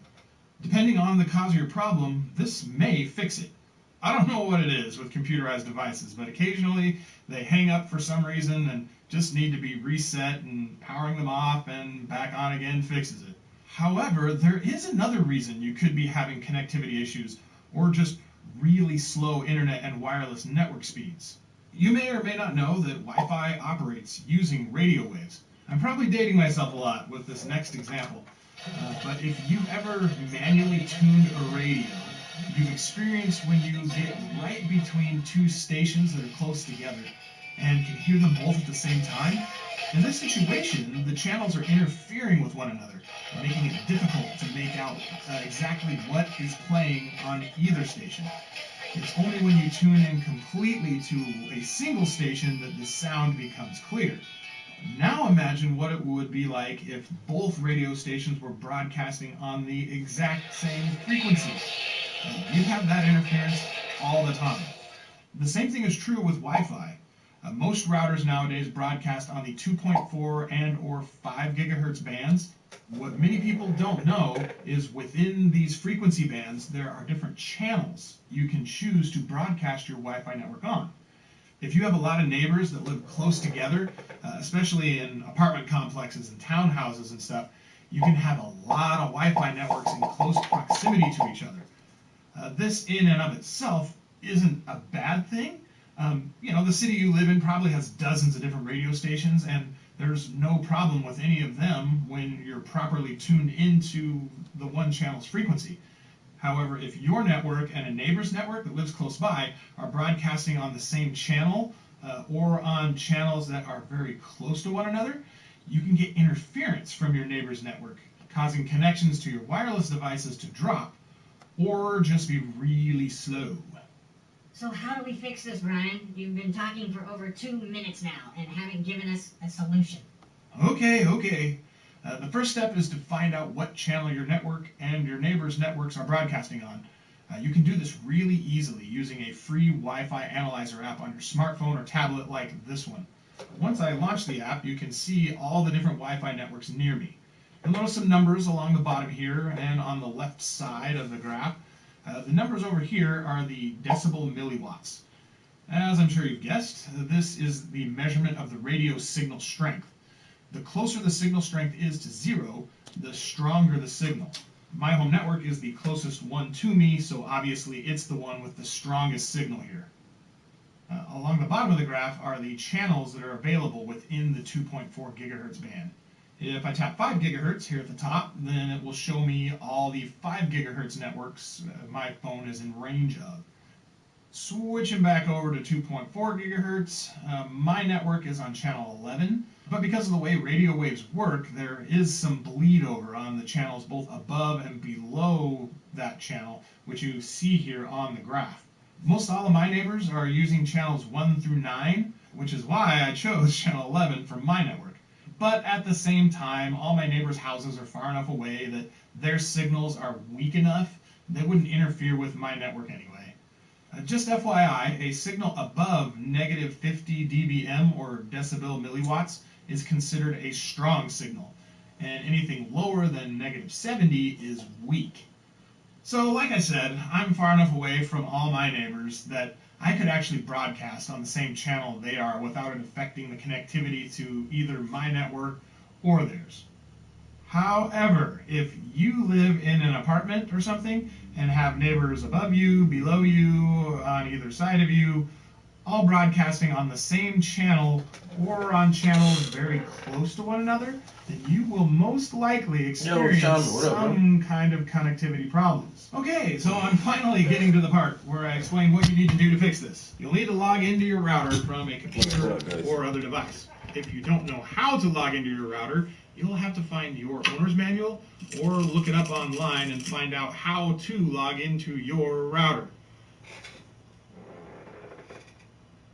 As for my ASUS router, I just need to type in my router's IP address of 192.168.1.1 into my web browser, and it will bring me to my router login page, where I need to input my username and password to log in.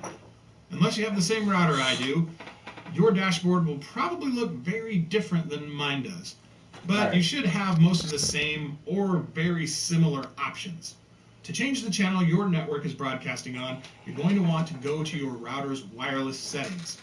If you have a dual band router like mine, you should have some way of selecting which band you want to modify. Using this little drop down right here, I can switch between my 2.4 gigahertz and 5 gigahertz and go across and go across. The thing we're most concerned about, though, is the channel field down here. On the 2.4 gigahertz band, you'll have the choice of channels 1 through 11. If your network is currently clumped in with all your neighbors, then you'll want to change your channel to one that I'll probably take a break and grab something to eat and try to do this thing where he's talking about changing the channel on your router or something to see if we get a better signal before I try to go get a signal booster. To avoid any potential interference from them. Once you've selected your channel, you'll need to apply the change. And now that you're no longer being interfered with by your neighbors, you should get much better connectivity and network speed. Yeah, if you're using the 5 gigahertz band, the same principle applies. You just need to see the work on my puzzle using and select one that no one else is using or the least amount of overlap with your neighbors. I hope you have a great day, and I hope to see you again in another video real soon. Later.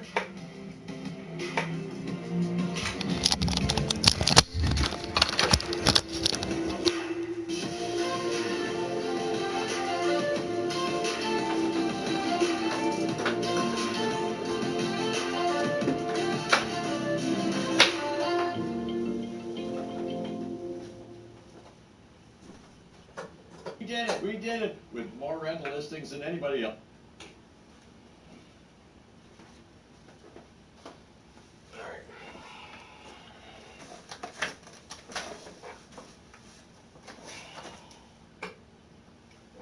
Yo, this piece is coming out nice. That shirt's taking a while, but I'm just being patient with it. And there's a lot of straight lines and a lot of different patterns in there, so just got to be patient and take it, you know, one section at a time.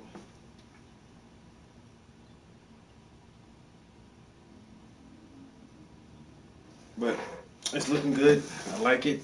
and I'm having fun with it. Is the most important thing. Yeah, I appreciate y'all chilling in the studio with me, checking out the progress on these portraits. Like I said, I'm about to go eat and see if I can do something to this Wi-Fi signal. More than likely, I'm gonna try to come back up here this evening because I do want to work on this shirt a little bit more, and it's still kind of early in the day. So I'll catch y'all guys later. Peace.